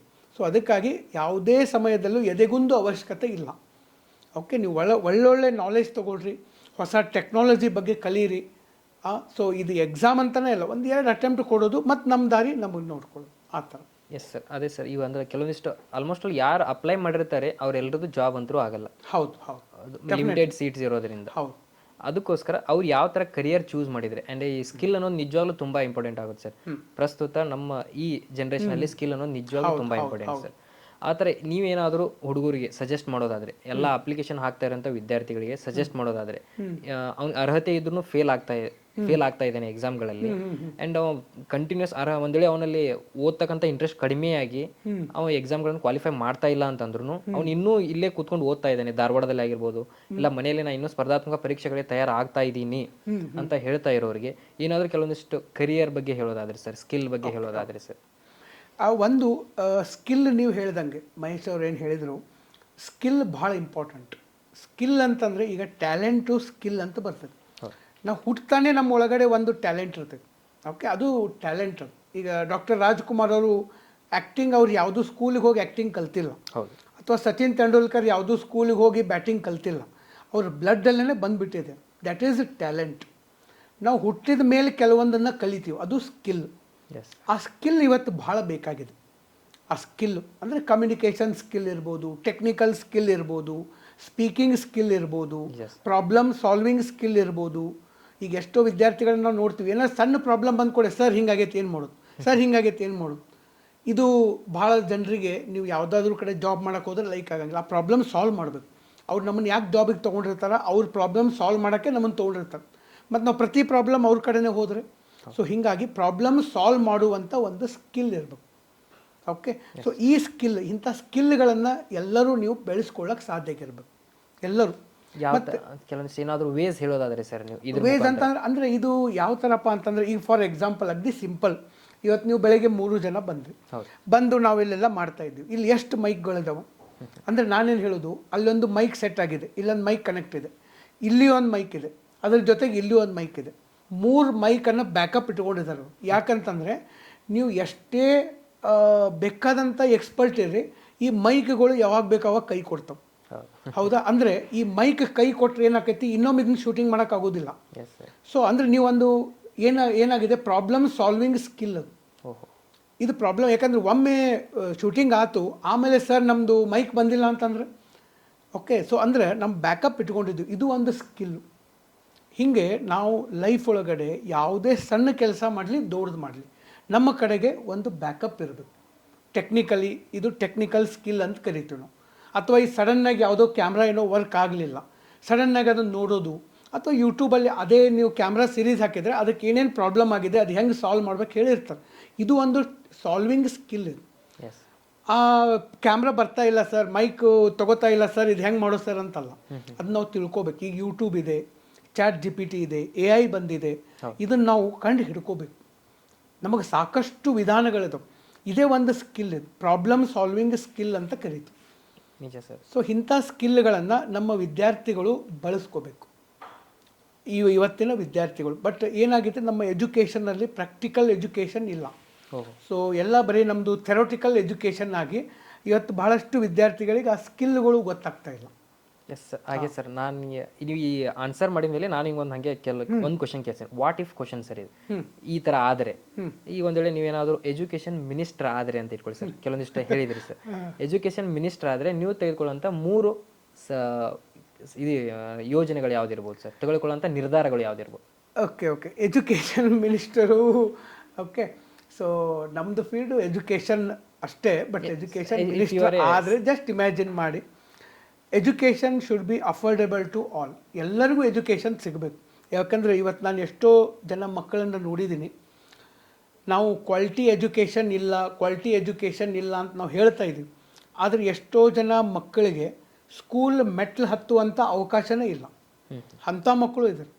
ಹುಟ್ಟುತ್ತಾನೆ ಪಾಪ ಅವರು ಎಲ್ಲೋ ಭಿಕ್ಷೆ ಬಿಡ್ತಿರ್ತಾರೆ, ಆಮೇಲೆ ವರ್ಕ್ ಮಾಡೋಕ್ಕೆ ಹೋಗ್ತಾರೆ, ಇಂಥವೆಲ್ಲ ನಡೀತಿರ್ತವೆ. ಸೊ ಅದಕ್ಕಾಗಿ ಪ್ರತಿಯೊಬ್ಬರಿಗೂ ಕ್ವಾಲಿಟಿ ಎಜುಕೇಷನ್ ಅಫೋರ್ಡೆಬಲ್ ಆಗಿ ಸಿಗಬೇಕು. ಬರೀ ಎಜುಕೇಷನ್ ಸಿಗೋದಲ್ಲ, ಕ್ವಾಲಿಟಿ ಎಜುಕೇಷನ್ ಸಿಗಬೇಕು. ಎರಡನೇದ್ದು ಉದ್ಯೋಗ. ಇವತ್ತು ನಮ್ಮ ರಾಜ್ಯದಲ್ಲಿರ್ಬೋದು, ನಮ್ಮ ದೇಶದಲ್ಲಿರ್ಬೋದು ಉದ್ಯೋಗದ ಕೊರತೆ ಭಾಳ ಇದೆ. ದುಡಿಯೋ ಕೈಗಳು ಭಾಳ ಇದಾವೆ, ಭಾಳಷ್ಟು ದುಡಿಯೋ ಕೈಗಳಿಗೆ ಕೆಲಸಗಳಿಲ್ಲ. ಸೊ ಹೀಗಾಗಿ ಆ ಕೆಲಸ ಸಿಗಬೇಕು ಅಂತಂದರೆ ಸ್ಕಿಲ್ಗಳು ಬೇಕು, ಮಾರ್ಕೆಟ್ ಓರಿಯೆಂಟೆಡ್ ಎಜುಕೇಷನ್ ಬೇಕು. ನಾವು ಕಲಿಯೋದ ಬೇರೆ, ಇಲ್ಲಿ ಕೇಳೋದೇ ಬೇರೆ. ನಾನು ಭಾಳ ಸರಿ ಹೇಳಿರ್ತೀನಿ, 19ನೇ ಶತಮಾನದ ಶಿಕ್ಷಕರದಾರ, 20ನೇ ಶತಮಾನದ ಸಿಲೆಬಸ್ ಇದೆ, 21ನೇ ಶತಮಾನದ ವಿದ್ಯಾರ್ಥಿಗಳಿದ್ದಾರೆ. ಒಂದಕ್ಕೊಂದು ಏನು ತಾಳ ಇಲ್ಲ, ತಂತಿಲ್ಲ. ಈಗ ನಾವು PUC ಒಳಗಡೆ ಇಂಟಿಗ್ರೇಷನ್ನು, ಕ್ಯಾಲ್ಕ್ಯುಲಸ್ಸು, ಸೈನ್ ತೀಟಾ, ಕಾಸ್ ತೀಟಾ ಕಲಿಸ್ತಾರೆ. ಯಾರಿಗೆ ಬೇಕಾಗಿದೆ ಅದನ್ನೆಲ್ಲ ಮಾಡೋದು ಸೂಪರ್ ಕಂಪ್ಯೂಟರ್ಸ್ ಬಂದಿದ್ದಾವೆ, ಅವು ಮಾಡ್ತಾವದು. ನಮ್ಮ ವಿದ್ಯಾರ್ಥಿಗಳಿಗೆ ಕಲಿಯೋಕ್ಕೆ ಮತ್ತು ಅವಕಾಶಗಳು, ಮಷಿನ್ ಮಾಡೋ ಕೆಲಸ ನಾವು ಕಲಿತಾ ಇದ್ದೀವಿ PUC ಒಳಗಡೆ. ಅದಕ್ಕೆ ಸಿಕ್ಕಾಪಟ್ಟೆ ಕೋಚಿಂಗು ಇವು ಎಲ್ಲ. ಸೊ ಹಾಗಾಗಿ ಅಫೋರ್ಡೆಬಲ್ ಎಜುಕೇಷನ್ ಒಂದು. ಎರಡನೇದ್ದು ಜಾಬ್ ಸಿಗಬೇಕು. ಜಾಬ್ ಸಿಗಬೇಕಂತಂದರೆ ಸ್ಕಿಲ್ ಬೇಸ್ಡ್ ಎಜುಕೇಷನ್ ಇದೊಂದು. Next transparency in the recruitment. ನಮ್ಮ ಗೌರ್ಮೆಂಟಲ್ಲಿ ಏನು ರೆಕ್ರೂಟ್ಮೆಂಟ್ ಆಗ್ತಾ ಇದ್ದಾವೆ, ಉದ್ಯೋಗ ಏನು ಕೊಡ್ತಾ ಇದ್ದಾರೆ, ಪರ್ಟಿಕ್ಯುಲರ್ಲಿ ಸರ್ಕಾರಿ ಉದ್ಯೋಗದಲ್ಲಿ ಪಾರದರ್ಶಕತೆ ಅನ್ನೋದು ಬರಬೇಕು. ಈ 3 ಮಾಡ್ಬೋದು. ಸರ್ ಅದೇ ಸರ್, ಈ ಪಾರದರ್ಶಕತೆ ಅಂತ ಅಂದ್ರೆ ಸರ್, ನಿಮ್ಮ KPSC ಆಲ್ಮೋಸ್ಟ್ ಅಲ್ಲಿ ಈಗ ಇತ್ತೀಚೆಗೆ ಖ್ಯಾತ ಪತ್ರಕರ್ತರಾದ ಅಜಿತ್ ಹನುಮಕ್ನವರು ಒಂದು ಸೆಂಟೆನ್ಸ್ ತುಂಬಾ ಹರಿದಾಡ್ತಾ ಇದೆ ಸರ್ ನ್ಯೂಸಲ್ಲಿ. ಸರ್ಕಾರಿ ನೌಕರಿ ಆತ್ಮಹತ್ಯೆಗೆ ಸಮಾನ ಅಂತ ಹೇಳ್ತಾ ಇದ್ದಾರೆ ಸರ್. ಅದ್ರ ಬಗ್ಗೆ ನೀವು ಒಂದು ವಿಡಿಯೋ ಮಾಡಿದ್ರಿ ಸರ್. ಅದ್ರ ಬಗ್ಗೆ ನಿಮ್ಮ ಒಪಿನಿಯನ್ ಏನು ಸರ್? ಇಲ್ಲ, ಈಗ ನಮ್ಮಲ್ಲಿ ಏನಾಗ್ತಾ ಇದೆ ಅಂತಂದರೆ, ನನ್ನ ಪ್ರಕಾರ ನಾನು ಭಾಳಷ್ಟು ಸರಿ ವಿದ್ಯಾರ್ಥಿಗಳಿಗೂ ಹೇಳಿದ್ದೀನಿ, ಈ ಗೌರ್ಮೆಂಟ್ ಎಕ್ಸಾಮಲ್ಲಿ ಇತ್ತೀಚೆಗೆ ಏನು ಈ ಹಗರಣಗಳು, ಲೋಪದೋಷಗಳು ಕಂಡು ಬರ್ತಾ ಇದ್ದಾವೆ. ನನ್ನ ಪ್ರಕಾರ ಇದಕ್ಕೆ 90% ಈ ಸಮಸ್ಯೆ ಸಾಲ್ವ್ ಮಾಡೋದು ಒಂದು ಕೆಲಸದಿಂದ. ಆ ಕೆಲಸ ಯಾವುದು ಅಂತಂದರೆ, to remove all MCQs, multiple choice questions. ಈ ಆ್ಯಕ್ಚುಲಿ MCQ ಯಾಕೆ ಬಂತು ಅಂತಂದರೆ, ನಮ್ಮ ಶಾಲಾ ಮಕ್ಕಳಿಗಾಗಿ ಬಂದಿದ್ದು. 10th ಭಾಳ ಮಂದಿ ಫೇಲ್ ಆಗಿಬಿಡ್ತಿದ್ರು, ಸಿಕ್ಕಾಪಟ್ಟೆ ಮಂದಿ 10th ಫೇಲ್ ಆಗ್ತಿದ್ರು. ಪಾಪ ಹುಡುಗರು 10th ಫೇಲ್ ಆಗಿ ಮಾನಸಿಕ ಆಗಬಾರ್ದು, ಒಂದು 4-5 ನ್ಯೂ ಟೈಪ್ ಕ್ವಶನ್ ಕೊಟ್ಟು ಅವ್ನ ಸ್ಕೂಲ್ನಾಗ ಒಳಗಲ್ಲಿ ಎಕ್ಸಾಮ್ ನಡೆದಾಗ ಹೋಗಿ ಅವನೊಂದು ಸ್ವಲ್ಪ A ಹಾಕಿರಪ್ಪ, B ಹಾಕಿರಪ್ಪ ಅಂಥೇಳಿ ಅಟ್ಲೀಸ್ಟ್ ಪಾಸ್ ಮಾಡೋಕ್ಕೆ, ಫೇಲ್ ಆಗೋರನ್ನ ಪಾಸ್ ಮಾಡೋಕ್ಕಂತ ಬಂದಂಥ MCQಗಳು 100 20 ಇರಬೇಕು. ಈಗ ಇವ್ರು ಏನು ಮಾಡಿದಾರೆ, 100ಕ್ಕೆ 100 ಮಾಡಿದ್ದಾರೆ MCQ. ಹಾಂ, ಈಗ ಒಂದು ಕ್ವಶನ್ಗೆ ಆನ್ಸರ್ B ಇದೆ, ಒಂದು 10 ಜನ ಅದನ್ನ B ಅಂತ ಗೊತ್ತಿದ್ದು ಹಾಕ್ತಾರೆ. ಕೆಲವು ಮಂದಿ B ಅಂತ ಗೊತ್ತಿರೋದಿಲ್ಲ, ಸುಮ್ಮನೆ B ಹಾಕಿ ಬಂದಿರ್ತಾರೆ, ಅದು ಕರೆಕ್ಟ್ ಆಗ್ತದೆ. ಹೌದು. ಸೊ ಒಬ್ಬ ಓದಿದಂಥ ಮನುಷ್ಯಗೂ ಓದಲಾರ್ದೇ ಇರೋ ಮನುಷ್ಯಗೂ ಡಿಫ್ರೆನ್ಸೇ ಇಲ್ಲ MCQ ಅಲ್ಲಿ. ಸೊ ಹೀಗಾಗಿ ಈ MCQ ಇರೋದ್ರಿಂದ ನನ್ನ ಪ್ರಕಾರ MCQ is the main problem. MCQ remove ಮಾಡಿರಿ. ಯಾಕಂದರೆ KS ಆಗಲಿ PSI ಆಗಲಿ ಇವತ್ತು ನಿನ್ನೆ ಮೊನ್ನೆ ಶುರುವಾಗಿಲ್ಲ ಎಕ್ಸಾಮ್ಗಳು. ಇದೇ KS ಎಕ್ಸಾಮ್ ಬರೆದು ಈಗ ಎಷ್ಟೋ ಮಂದಿ ರಿಟೈರ್ಡ್ ಆಗಕ್ಕೆ ಬಂದಿದ್ದಾರೆ. ಅವಾಗ ಏನಿತ್ತು KS ಎಕ್ಸಾಮು MCQ ಇರಲಿಲ್ಲ, ಎಲ್ಲ ನಮ್ಮದು ಡಿಸ್ಕ್ರಿಪ್ಟಿವ್ ಇತ್ತು, ಎಲ್ಲ ಬರಿಬೇಕು, ಆಪ್ಷನಲ್ ಪೇಪರ್ ಇತ್ತು ಎಲ್ಲ ಕಡೆನೂ. ಇವನ್ UPSC ಕೂಡ ಅದೇ ಥರ ಇತ್ತು, ಬರೆಯೋದನ್ನೇ ಇತ್ತು. ಬಟ್ ಈಗ ಏನು ಮಾಡಿದಾರೆ, ಎಲ್ಲನೂ MCQ ತೊಗೊಂಬರ್ತಾ ಇದೆ. MCQ ತರೋದ್ರಿಂದ ಈ ಎಕ್ಸಾಮಲ್ಲಿ ಗದ್ದಲ ಮಾಡೋರಿಗೆ ಭಾಳ ಈಸಿ ಇದು. ಪೇಪರ್ ಔಟ್ ಆದರೂ ABCD ಹಾಕೊಂತ ಹೋಗ್ಬಿಡ್ತಾರೆ. ನೀವು ಮೇನ್ಸ್ ಪೇಪರಲ್ಲಿ ಯಾಕೆ ಆಗೋದಿಲ್ಲ? ಈಗ PSI ಪೇಪರಲ್ಲಿ ಪೇಪರ್ 1 ಹಗರಣ ಆಯಿತು, ಪೇಪರ್ 2 ಯಾಕೆ ಆಗಲಿಲ್ಲ? UPSCಯಲ್ಲಿ ಮೇನ್ಸ್ ಯಾಕೆ ಆಗೋದಿಲ್ಲ? ಯಾಕಂತಂದರೆ ಬರಿಬೇಕು. ಬರೆಯೋದು ಒಂದು ಸ್ಕಿಲ್, ಅದು ಎಲ್ಲರಿಗೂ ಬರೋದಿಲ್ಲ. ನೀವು ಬೇಕಂದ್ರೆ ಮೇನ್ಸ್ ಪೇಪರ್ ನಮ್ಮ ಪ್ರಜಾವಾಣಿ ಆಮೇಲೆ ವಿಜಯವಾಣಿ ಪೇಪರಲ್ಲೇ ಪ್ರಿಂಟ್ ಮಾಡಿರಿ, ನೀವು ಹಿಂದಿನ ದಿವಸ ಕೊಡ್ರಿ ಅವ್ರು ಪೇಪರ್, ಬಂದು ಬರೀಲ್ಲ ಅವ್ರು ಮರನೇ ದಿವಸ. ನಾಲೆಜ್ ಇದ್ದರೆ ಬರೀತಾರೆ, ಇಲ್ಲ ಅಂದರೆ ಇಲ್ಲ. ಸೊ ಹೀಗಾಗಿ MCQ ತೆಗೆಯೋದು ಭಾಳ ಬೆಸ್ಟ್. 90% ಪ್ರಾಬ್ಲಮ್ ಸಾಲ್ವ್ ಆಗುತ್ತೆ. ನಾ ಈ ಒಂದು ವಿಡಿಯೋದ ಮೂಲಕ ನಮ್ಮ ವಿದ್ಯಾರ್ಥಿಗಳಿಗೆ ಹೇಳೋದು ಒಂದೇ, ನಾವು ಹೋರಾಟಕ್ಕೆ ನಮ್ಮ ಬೆಂಬಲ ಯಾವತ್ತೂ ಇರ್ತದೆ. ಆದರೆ ಹೋರಾಟದಲ್ಲಿ ಫಸ್ಟ್ ವಿಷಯ MCQ ತೆಗೀರಿ. 90% ಪ್ರಾಬ್ಲಮ್ಗಳು ಸಾಲ್ವ್ ಆಗ್ತವೆ. ಅದನ್ನು ಬಿಟ್ಟು ನಾವು ಕರಪ್ಷನ್ ಕಡಿಮೆ ಆಗಬೇಕು ಅಂತ ನಿಂತ್ಕೊಂಡ್ರೆ ನನ್ನ ಪ್ರಕಾರ ಈಗ ಸದ್ಯ ಅದು ಆಗಲಿಕ್ಕಿಲ್ಲ. ಯಾಕಂದರೆ ಈ ಕರಪ್ಷನ್ ಸಲುವಾಗಿ ಅಣ್ಣಾ ಹಜಾರೆಯವರು ಆಲ್ ಇಂಡಿಯಾ ಲೆವೆಲ್ ಹೋರಾಟ ಮಾಡಿದ್ದಾರೆ. ಇಡೀ ದೇಶನೇ ಎದ್ದು ನಿಂತ್ಕೊಂಡ್ರು ಕರಪ್ಷನ್ ಇವತ್ತು ಹೆಚ್ಚಾಗಿದೆ ಹೊರತು ಕಡಿಮೆ ಆಗಿಲ್ಲ. ಯಾಕಂದ್ರೆ ನಾನು ಕರೆಂಟ್ ಅಫೇರ್ಸ್ ಟೀಚರ್ ಇರೋದ್ರಿಂದ ನಾನು ಹೇಳ್ತಾ ಇದ್ದೀನಿ, ನಾನು ನೋಡಿದ್ದಿದ್ದು ಭ್ರಷ್ಟಾಚಾರದ ವಿರುದ್ಧ ಅತಿ ದೊಡ್ಡ ಆಂದೋಲನ ಆಯಿತು. ಅದು ಕ್ವಿಟ್ ಇಂಡಿಯಾ ಮೂಮೆಂಟ್ ಆದಮೇಲೆ ನಡೆದಂಥ ಅತಿ ದೊಡ್ಡ ಚಳುವಳಿ ಅದು. ಅಷ್ಟು ದೊಡ್ಡದಾದರೂ ಭ್ರಷ್ಟಾಚಾರ ಹೆಚ್ಚಾಗೈತೆ ಹೊರತು ಕಡಿಮೆ ಆಗಿಲ್ಲ. ಭ್ರಷ್ಟಾಚಾರ ಕಡಿಮೆ ಆಗಲಿ ಅಂತ ಹೋರಾಟ ಮಾಡೋಣ, ಆದರೆ ಅದರ ಜೊತೆಗೆ ಮೊದಲು MCQ ರಿಮೂವ್ ಮಾಡೋದು. MCQ ಈ ಹುಳುಗಳಿಗೆ ಅಥವಾ ಈ ದುಷ್ಟರಿಗೆ ದಾರಿ ಮಾಡಿ ಕೊಡ್ತಾ ಇದೆ. ಮೊದಲು ಆ ದಾರಿ ಬಂದ್ ಮಾಡೋದು, ಆಮೇಲೆ ಮುಂದಿನ ದಾರಿ. ಸೊ ಇದು ನನ್ನ ಒಂದು ಅಭಿಪ್ರಾಯ. ಅದು ನನ್ನ ಅಭಿಪ್ರಾಯ. ಇದರಿಂದ ಭಾಳ ಪ್ರಾಬ್ಲಮ್ಗಳು ಸಾಲ್ವ್ ಆಗ್ತವೆ. ಓಕೆ, ಮತ್ತು ನೀವು ಈಗ ನೋಡ್ಬೋದು, ಮಲ್ಟಿಪಲ್ ಚಾಯ್ಸ್ ಕ್ವಶನ್ ಇಲ್ಲದೆ ಇರೋ ಎಕ್ಸಾಮಲ್ಲಿ ಎಲ್ಲಿ ಭ್ರಷ್ಟಾಚಾರ ಆಗ್ತಾಯಿದೆ? ಎಲ್ಲೂ ಆಗಿಲ್ಲ. ಎಲ್ಲೆಲ್ಲಿ MCQ ಇದಾವ ಅಲ್ಲೆಲ್ಲ ಕಡೆ ಪ್ರಾಬ್ಲಮ್ಗಳು ಬರ್ತಾಯಿದೆ. ಭಾಳಷ್ಟು ಕಡೆ ನಾನು ನೋಡ್ದಂಗೆ ಎಲ್ಲ ಕಡೆ ಹಂತಲ್ಲೇ ಬರ್ತಾಯಿದೆ. ಎಲ್ಲಿ ಡಿಸ್ಕ್ರಿಪ್ಟಿವ್ ಬರೆಯೋದಿದೆ ಅಲ್ಲಿ ಪ್ರಾಬ್ಲಮ್ಗಳು ಭಾಳ ಕಡಿಮೆ ಅದು. ಇದು ಇತ್ತೀಚೆಗೆ ಬರ್ತಾಯಿದೆ. ನಿಜ ಸರ್. ಐ ಥಿಂಕ್ ಇದು ನಂಗೆ ನಿಜವಾಗ್ಲೂ ಗೊತ್ತಿದ್ದಿಲ್ಲ ಸರ್. ತುಂಬ ಚೆನ್ನಾಗಿದೆ ಸರ್ ಇದು idea. I think MCQ remove ಮಾಡಿದರೆ ಕೆಲವೊಂದಿಷ್ಟು ಐ ಥಿಂಕ್ ಒಂದು 80 to 90% ಕಡಿಮೆ ಆಗ್ಬೋದು ಸರ್. 100% ಆಗಂಗಿಲ್ಲ, but 80 to 90% definitely problems will solve. Will solve. ಯಾಕಂದ್ರೆ ಈಗ ನಾಳೆ ಒಬ್ಬ ವ್ಯಕ್ತಿ ದುಡ್ಡು ಕೊಟ್ಟ ವ್ಯಕ್ತಿಯನ್ನು ನೀವು ಹುದ್ದೆ ಕೊಟ್ರಿ ಅಂತಂದರೆ ನಾಳೆ ಕೋರ್ಟ್ ಅವ್ರು ಕೇಳ್ತಾರೆ, ಈ ಕ್ವಶನ್ಗೆ ಏನು ಆನ್ಸರ್ ಬರ್ದಿದ್ದಪ್ಪ ಹೇಳಂತೆ. ಹೌದು, ಅವಾಗ ಅವ್ನಿಗೆ ಹೇಳಕ್ಕಾರ ಬರಬೇಕಲ್ಲ. ಹೌದು. ಈಗ ಒಂದು ವೇಳೆ ಸಿಂಪಲ್ ಎಕ್ಸಾಂಪಲ್, ಗಾಂಧೀಜಿಯವ್ರು ಇರಲಿಲ್ಲ ಅಂದರೆ ಭಾರತದ ಸ್ವತಂತ್ರ ಚಳುವಳಿ ಏನಾಗ್ತಿತ್ತು ಕ್ವಶನ್, ಇದನ್ನ ಹೇಳಕ್ಕೆ ಸಾಧ್ಯ ಇದೆ? ಯಾವ ಪುಸ್ತಕದಲ್ಲೂ ಇಲ್ಲಿದು. ಯಾರು ಭಾರತದ ಸ್ವಾತಂತ್ರ್ಯ ಸಂಗ್ರಾಮ ಚೆನ್ನಾಗಿ ಓದಿರ್ತಾನ, ಅರ್ಥ ಮಾಡ್ಕೊಂಡಿರ್ತಾನ, ಅವನಷ್ಟೇ ಹೇಳಕ್ಕೆ ಸಾಧ್ಯ ಇದೆ. ಈ ಕ್ವಶನ್ ಬಂದಿರ್ತೈತಿ, UPSC ಒಳಗಡೆ ಬಂದಿದೆ, KPSC ಒಳಗಡೆ ಬಂದಿದೆ. ಇದನ್ನ ಅವ್ನು ಹೇಳ್ಬೇಕಂದ್ರೆ ಅವ್ನಿಗೆ ಸ್ವತಃ ನಾಲೆಜ್ ಇರಬೇಕು. ಇಲ್ಲ MCQ ಮೇಲೆ ಅಂದ್ರೆ ಅವ್ನು ಹೇಳ್ತಾನೆ, ನಾಳೆ ಕೋರ್ಟಲ್ಲಿ ಹೋಗಿ ಜಡ್ಜ್ಗೆ ಹೇಳ್ತಾನೆ, ಸರ್ ನಾ B ಹಾಕಿದ್ದೆ, ನಂಗೆ ಗೊತ್ತಿದೆ ಸರ್ B ಅಂತೇಳಿ. ಅವಾಗ ಜಡ್ಜ್ ಕೂಡ ಮಾತಾಡಕ್ಕೆ ಬರಂಗಿಲ್ಲ. ಬಟ್ ಈ ಡಿಸ್ಕ್ರಿಪ್ಟಿವ್ ಕ್ವಶನ್ಗೆ ಆನ್ಸರ್ ಅವ್ನು ಹೇಳೋದ್ರ ಮೇಲೆ ಗೊತ್ತಾಗ್ತೈತೆ, ಅವನ ಬರ್ದಾನ ಬೇರೆದವ್ರು ಬರ್ದಾರ ಅಂತ. ಇಲ್ಲೇ ಡಿಫ್ರೆನ್ಸ್ ಆಗ್ತೈತೆ. ಸೊ ಹೀಗಾಗಿ ಅದನ್ನು ರಿಮೂವ್ ಮಾಡೋದು ಬೆಸ್ಟ್. ಓಕೆ, ಅದು ನನ್ನ ಒಂದು ಸಲಹೆ, ಅಭಿಪ್ರಾಯ. ನಿಜ ಸರ್. ಆ್ಯಂಡ್ ಅಷ್ಟೇ ಅಲ್ಲದೆ ಇತ್ತೀಚೆಗೆ KPSC ವತಿಯಿಂದ ಆಯಿತು, KEA ವತಿಯಿಂದ ಅದು ರೆಕ್ರೂಟ್ಮೆಂಟ್ ಆಗ್ತಾ ಇಲ್ಲ ಸರ್. ಆ್ಯಂಡ್ ಅಷ್ಟು ಸ್ಕ್ಯಾಮ್ಗಳು ಆಗ್ತಾ ಇದ್ದಾವೆ, ಫ್ರಾಡ್ಗಳು ನಡೀತಾ ಇದ್ದಾವೆ, ಟ್ರಾನ್ಸ್ಲೇಷನ್ ಕ್ವಶನ್ ಪೇಪರ್ಗಳಲ್ಲಿ ಟ್ರಾನ್ಸ್ಲೇಷನ್ ಮಿಸ್ಟೇಕ್ಗಳು ಆಗ್ತಾ ಇದ್ದಾವೆ ಸರ್. ಆ್ಯಂಡ್ ಸರ್ ಇದರಿಂದ ವಿದ್ಯಾರ್ಥಿಗಳಲ್ಲಿ ಒಂದು ಹಿಂಜರಿಕೆ ಆಗಿರ್ಬೋದು, ಒಂದು ಭಯ ಇರ್ಬೋದು. ಮನೆಗಳಿಂದ ಬಂದಿರ್ತಾರೆ ಸರ್, ಅವರು ಊರು ಬಿಟ್ಟು ಧಾರವಾಡಕ್ಕೆ ಓದಕ್ಕೆ ಬಂದಿರ್ತಾರೆ, ಇಲ್ಲ ತಮ್ಮ ಊರುಗಳಿಂದ ಇರುವಂಥ ಸಿಟಿಗಳಿಗಾದ್ರೂ ಹೋಗಿ ಓದ್ತಾ ಇರ್ತಾರೆ ಸರ್. ಇವರಿಂದ ಒಂದು ಭಯ ಮೂಡ್ತಾ ಇದೆ ಸರ್ ಅವರಿಗೆ. ಆಲ್ಮೋಸ್ಟ್ ಅಲ್ಲ ಈ ಥರ ಇದ್ದಾಗ ಈ ಸರ್ಕಾರಕ್ಕಾದರೂ ಮತ್ತು KPSCಗೆ ಏನಾದರೂ ನೀವು ಹೇಳೋದಾದರೆ ಸರ್? ಈ ಥರ ಏನು ಹಗರಣಗಳು, ಲೋಪದೋಷಗಳು ನನಗೂ ಭಾಳ ಬೇಜಾರಾಗಿದೆ. ವೈಯಕ್ತಿಕವಾಗಿ ನನಗೆ ಭಾಳ ಬೇಜಾರಾಗಿದೆ. ಯಾಕಂದರೆ ಆಫೀಸರ್ ಲೆವೆಲ್ ಒಳಗಡೆ ಭಾಳ ತಜ್ಞರಿರ್ತಾರೆ, ಬಟ್ ಯಾಕೆ ಇಂಥ ಮಿಸ್ಟೇಕ್ಸ್ಗಳು, ಇಷ್ಟು ನಿರ್ಲಕ್ಷ್ಯ ನನಗೂ ಗೊತ್ತಿಲ್ಲ. ಬಟ್ ಒಂದು, ಇವತ್ತು ಲಕ್ಷಾಂತರ ಸ್ಪರ್ಧಾರ್ಥಿಗಳು ಆ ಒಂದು ನೌಕರಿಗಾಗಿ ಎಷ್ಟೋ ತ್ಯಾಗ ಮಾಡಿ, ಟೈಮ್ ವೇಸ್ಟ್ ಮಾಡಿ, ಓಕೆ, ಸೊ ಅಲ್ಲಿ ಓದ್ತಾ ಇದ್ದಾರೆ. ಸೊ ಹೀಗಾಗಿ ಅದಕ್ಕೆ ಸರ್ಕಾರ ಬೆಲೆ ಕೊಡಬೇಕು. ಯಾಕಂದರೆ ಅವ್ರೇನು ವಿದ್ಯಾರ್ಥಿಗಳು ಏನು ಹೊರಗಿನವರಲ್ಲ, ಅವ್ರ ತಂದೆ ತಾಯಿಗಳು ಹಾಕಿದ ಓಟಿನಿಂದನೇ ಇವತ್ತು ಅಧಿಕಾರದಲ್ಲಿ ರಾಜಕಾರಣಿಗಳು ಬಂದಿರೋದು. ಮತ್ತು ಇವತ್ತು ಆ ಒಂದು ಓದಿ ಎಕ್ಸಾಮ್ ಬರೆಯೋಕ್ಕೆ ಕೂತ್ಕೊಂಡವ್ರಿಗೆ ಇಂಥ ಆಘಾತ ಆಗೋದ್ರಿಂದ ಮುಂದೆ ಓದೋರು ಕಡಿಮೆ ಆಗ್ತಾರೆ. ಓದೋರೇ ಕಡಿಮೆ ಆಗಿಬಿಟ್ರು, ವಿದ್ಯಾವಂತರೇ ಕಡಿಮೆ ಆಗಿಬಿಟ್ರಂದರೆ ರಾಜ್ಯದ ಸ್ಥಿತಿಗತಿಗಳು ಎಲ್ಲಿಗೆ ಹೋಗ್ಬಿಡ್ತಾವೆ. ಸೊ ಅದಕ್ಕಾಗಿ ಜನಪ್ರತಿನಿಧಿಗಳು ಮತ್ತು ಅದಕ್ಕೆ ಸಂಬಂಧಪಟ್ಟಂಥ ಅಧಿಕಾರಿಗಳು ಆದಷ್ಟು ಬೇಗ ಇದನ್ನು ಕ್ರಮ ವಹಿಸಬೇಕು, ಅದು ಸುಧಾರಣೆಯನ್ನು ತರಬೇಕು. ಇದು ಬರೀ ಅವರಿಗೆ ಆ ಒಂದು ವಿದ್ಯಾರ್ಥಿಗಳಿಗೆ ನ್ಯಾಯ ಕೊಡಿಸೋದಲ್ಲ, ಇದು ಇಡೀ ಸಮಾಜಕ್ಕೆ ನ್ಯಾಯ ಕೊಡಿಸ್ತಾನೆ.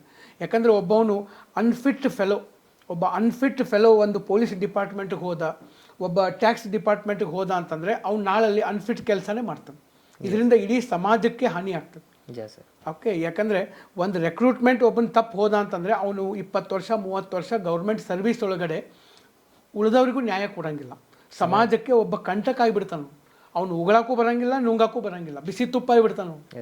ಓಕೆ, ಸೊ ಅದಕ್ಕಾಗಿ ಸರ್ಕಾರ ಬೇಗನೆ ಇದರ ವಿರುದ್ಧ ಕ್ರಮ ಕೈಗೊಳ್ಳಬೇಕು ಮತ್ತು ಅವರಿಗೂ ಒಂದು ಕ್ರೆಡಿಟ್ ಸಿಗ್ತೈತಿ. ಮತ್ತು ಇತ್ತೀಚೆಗೆ ನಮ್ಮ ವಿದ್ಯಾರ್ಥಿಗಳ ಸಂಖ್ಯೆನೂ ಹೆಚ್ಚಾಗಿದೆ, ಯಂಗ್ ಜನ್ರೇಷನ್, ಯಂಗ್ ಪಾಪ್ಯುಲೇಷನ್ನು ಭಾಳ ಇದೆ. ಅವ್ರಿಗೂ ವೋಟರ್ ಬ್ಯಾಂಕು ಆಕೈತೆ ನಾಳೆ ಅವರು ರಾಜಕೀಯ ದೃಷ್ಟಿಕೋನದಿಂದ ನೋಡಿದರೆ. ಸೊ ಹಾಗಾಗಿ ತಕ್ಷಣ ಇದರ ಬಗ್ಗೆ ಅವರು ಕ್ರಮ ವಹಿಸ್ಬೇಕಂತೇಳಿ ನಾನು ಕೂಡ ಆಗ್ರಹಿಸ್ತೇನೆ. ಆ್ಯಂಡ್ ಸರ್, ಇಷ್ಟೋ ಸ್ಕ್ಯಾಮ್ಗಳು ನಡೀತಾ ಇದೆ ಸರ್ ಈ ಪ್ರಸ್ತುತ ಎಕ್ಸಾಮ್ಗಳಲ್ಲಿ. ಆ್ಯಂಡ್ ಎಷ್ಟೋ ವಿದ್ಯಾರ್ಥಿಗಳು ಇನ್ನೂ ಬರ್ತಾನೆ ಇದ್ದಾರೆ ಸರ್, ಓದೋಕೆ ಅಂತ ಬರ್ತಾನೆ ಇದ್ದಾರೆ. ಈ ಥರ ಆದಾಗ ಹುಡುಗರಿಗೆ ನೀವು ಏನು ಹೇಳೋಕ್ಕೆ, ಒಬ್ಬ ಎಜುಕೇಟರ್ ಆಗಿ ಏನು ಹೇಳೋಕ್ಕೆ ಇಷ್ಟಪಡ್ತೀರಾ ಸರ್ ಅವರಿಗೆ? ಓಕೆ, ಈಗ ಕಳೆದ ಒಂದು 3-4 ವರ್ಷದಿಂದ ಈ ರೀತಿಯಾದಂಥ ಈ ಸ್ಕ್ಯಾಮ್ಗಳಿರ್ಬೋದು, ಆಮೇಲೆ ಕ್ವಶನ್ ಪೇಪರಲ್ಲಿ ಲೋಪದೋಷಗಳು ಇವು ಹೆಚ್ಚಾಗ್ತಾಯಿದ್ವು. ನಾ ಈ ಸಂದರ್ಭದಲ್ಲಿ ವಿದ್ಯಾರ್ಥಿಗಳಿಗೆ 2 ಮಾರ್ಗಗಳನ್ನು ಹೇಳ್ತೇನೆ. ಏನಪ್ಪ ಅಂತಂದರೆ, ಒಂದನೇ ಮಾರ್ಗ, ನಿಮ್ಮ ಪ್ರಾಮಾಣಿಕ ಪ್ರಯತ್ನವನ್ನು ನೀವು ಮುಂದುವರಿಸ್ರಿ. ಅದರ ಜೊತೆಗೆ you have to have plan B also. Plan B ಕೂಡ ಇರಬೇಕು. ಈಗ ಅಂದರೆ ನಾನು ಒಂದು ಉದಾಹರಣೆ ಹೇಳ್ತೇನೆ. ಈಗ ಏನಾಗೈತಪ್ಪ ಅಂತಂದ್ರೆ, ಒಬ್ಬ ಮನುಷ್ಯಗೆ ಹಾರ್ಟ್ ಅಟ್ಯಾಕ್ ಆಗಿದೆ ಸಡನ್ನಾಗಿ. ಅವ್ರ ಮನೆ ಒಳಗಡೆ ಒಬ್ಬ ಹುಡುಗ ಇದ್ದಾನೆ, ಅವ್ರ ಮನೆಗೆ ಯಾರಿಗೋ ಒಬ್ಬರಿಗೆ ಹಾರ್ಟ್ ಅಟ್ಯಾಕ್ ಆಗಿದೆ. ಅವ್ನೇನು ಮಾಡ್ಬೇಕೀಗ? ಇಮ್ಮಿಡಿಯೇಟ್ಲಿ ಆಸ್ಪತ್ರೆಗೆ ಕರ್ಕೊಂಡು ಹೋಗ್ಬೇಕು. ಆಸ್ಪತ್ರೆಗೆ ಕರ್ಕೊಂಡು ಹೋಗ್ಬೇಕಾದಾಗ 2 ದಾರಿ ಅದ. ಒಂದು ದಾರಿ ಒಳಗಡೆ ಹೋಗ್ತಾನೆ, ರೋಡ್ ಬ್ಲಾಕ್ ಆಗಿರ್ತದೆ, ರೋಡ್ ಸರಿ ಇಲ್ಲ, ಅಥವಾ ಏನೋ ತಗ್ಗು ಬಿದ್ದಿದೆ, ಏನೋ ಆಗಿದೆ, ಸರ್ಕಾರದವರು ಅದು ರೋಡ ಮಾಡಿಲ್ಲ. ಈಗ ಅವ್ನು ಏನು ಮಾಡಬೇಕು? ಸರ್ಕಾರದವ್ರು ಈ ರೋಡ್ ಯಾಕೆ ಮಾಡಿಲ್ಲ, ನಾನು ಟ್ಯಾಕ್ಸ್ ತುಂಬಿದ್ದೀನಿ, ರೋಡ್ ಯಾಕೆ ಮಾಡಿಲ್ಲ ಅಂತ ಅಲ್ಲಿ ಕುತ್ಕೋಬೇಕು, ಅಥವಾ 2ನೇ ದಾರಿಯನ್ನು ಅವನು ಹಾಸ್ಪಿಟಲ್ಗೆ ಹೋಗಬೇಕು. ಏನು ಮಾಡಬೇಕು? 2ನೇ ದಾರಿ ತೊಗೋಬೇಕು. ಯಾಕಂದರೆ ಸರ್ಕಾರ ಬಯೋದು ಈಗ ಸದ್ಯ ಅಲ್ಲಿ ಇಂಪಾರ್ಟೆಂಟ್ ಅಲ್ಲ, ಆ ಜೀವ ಉಳಿಸ್ಕೋಬೇಕು.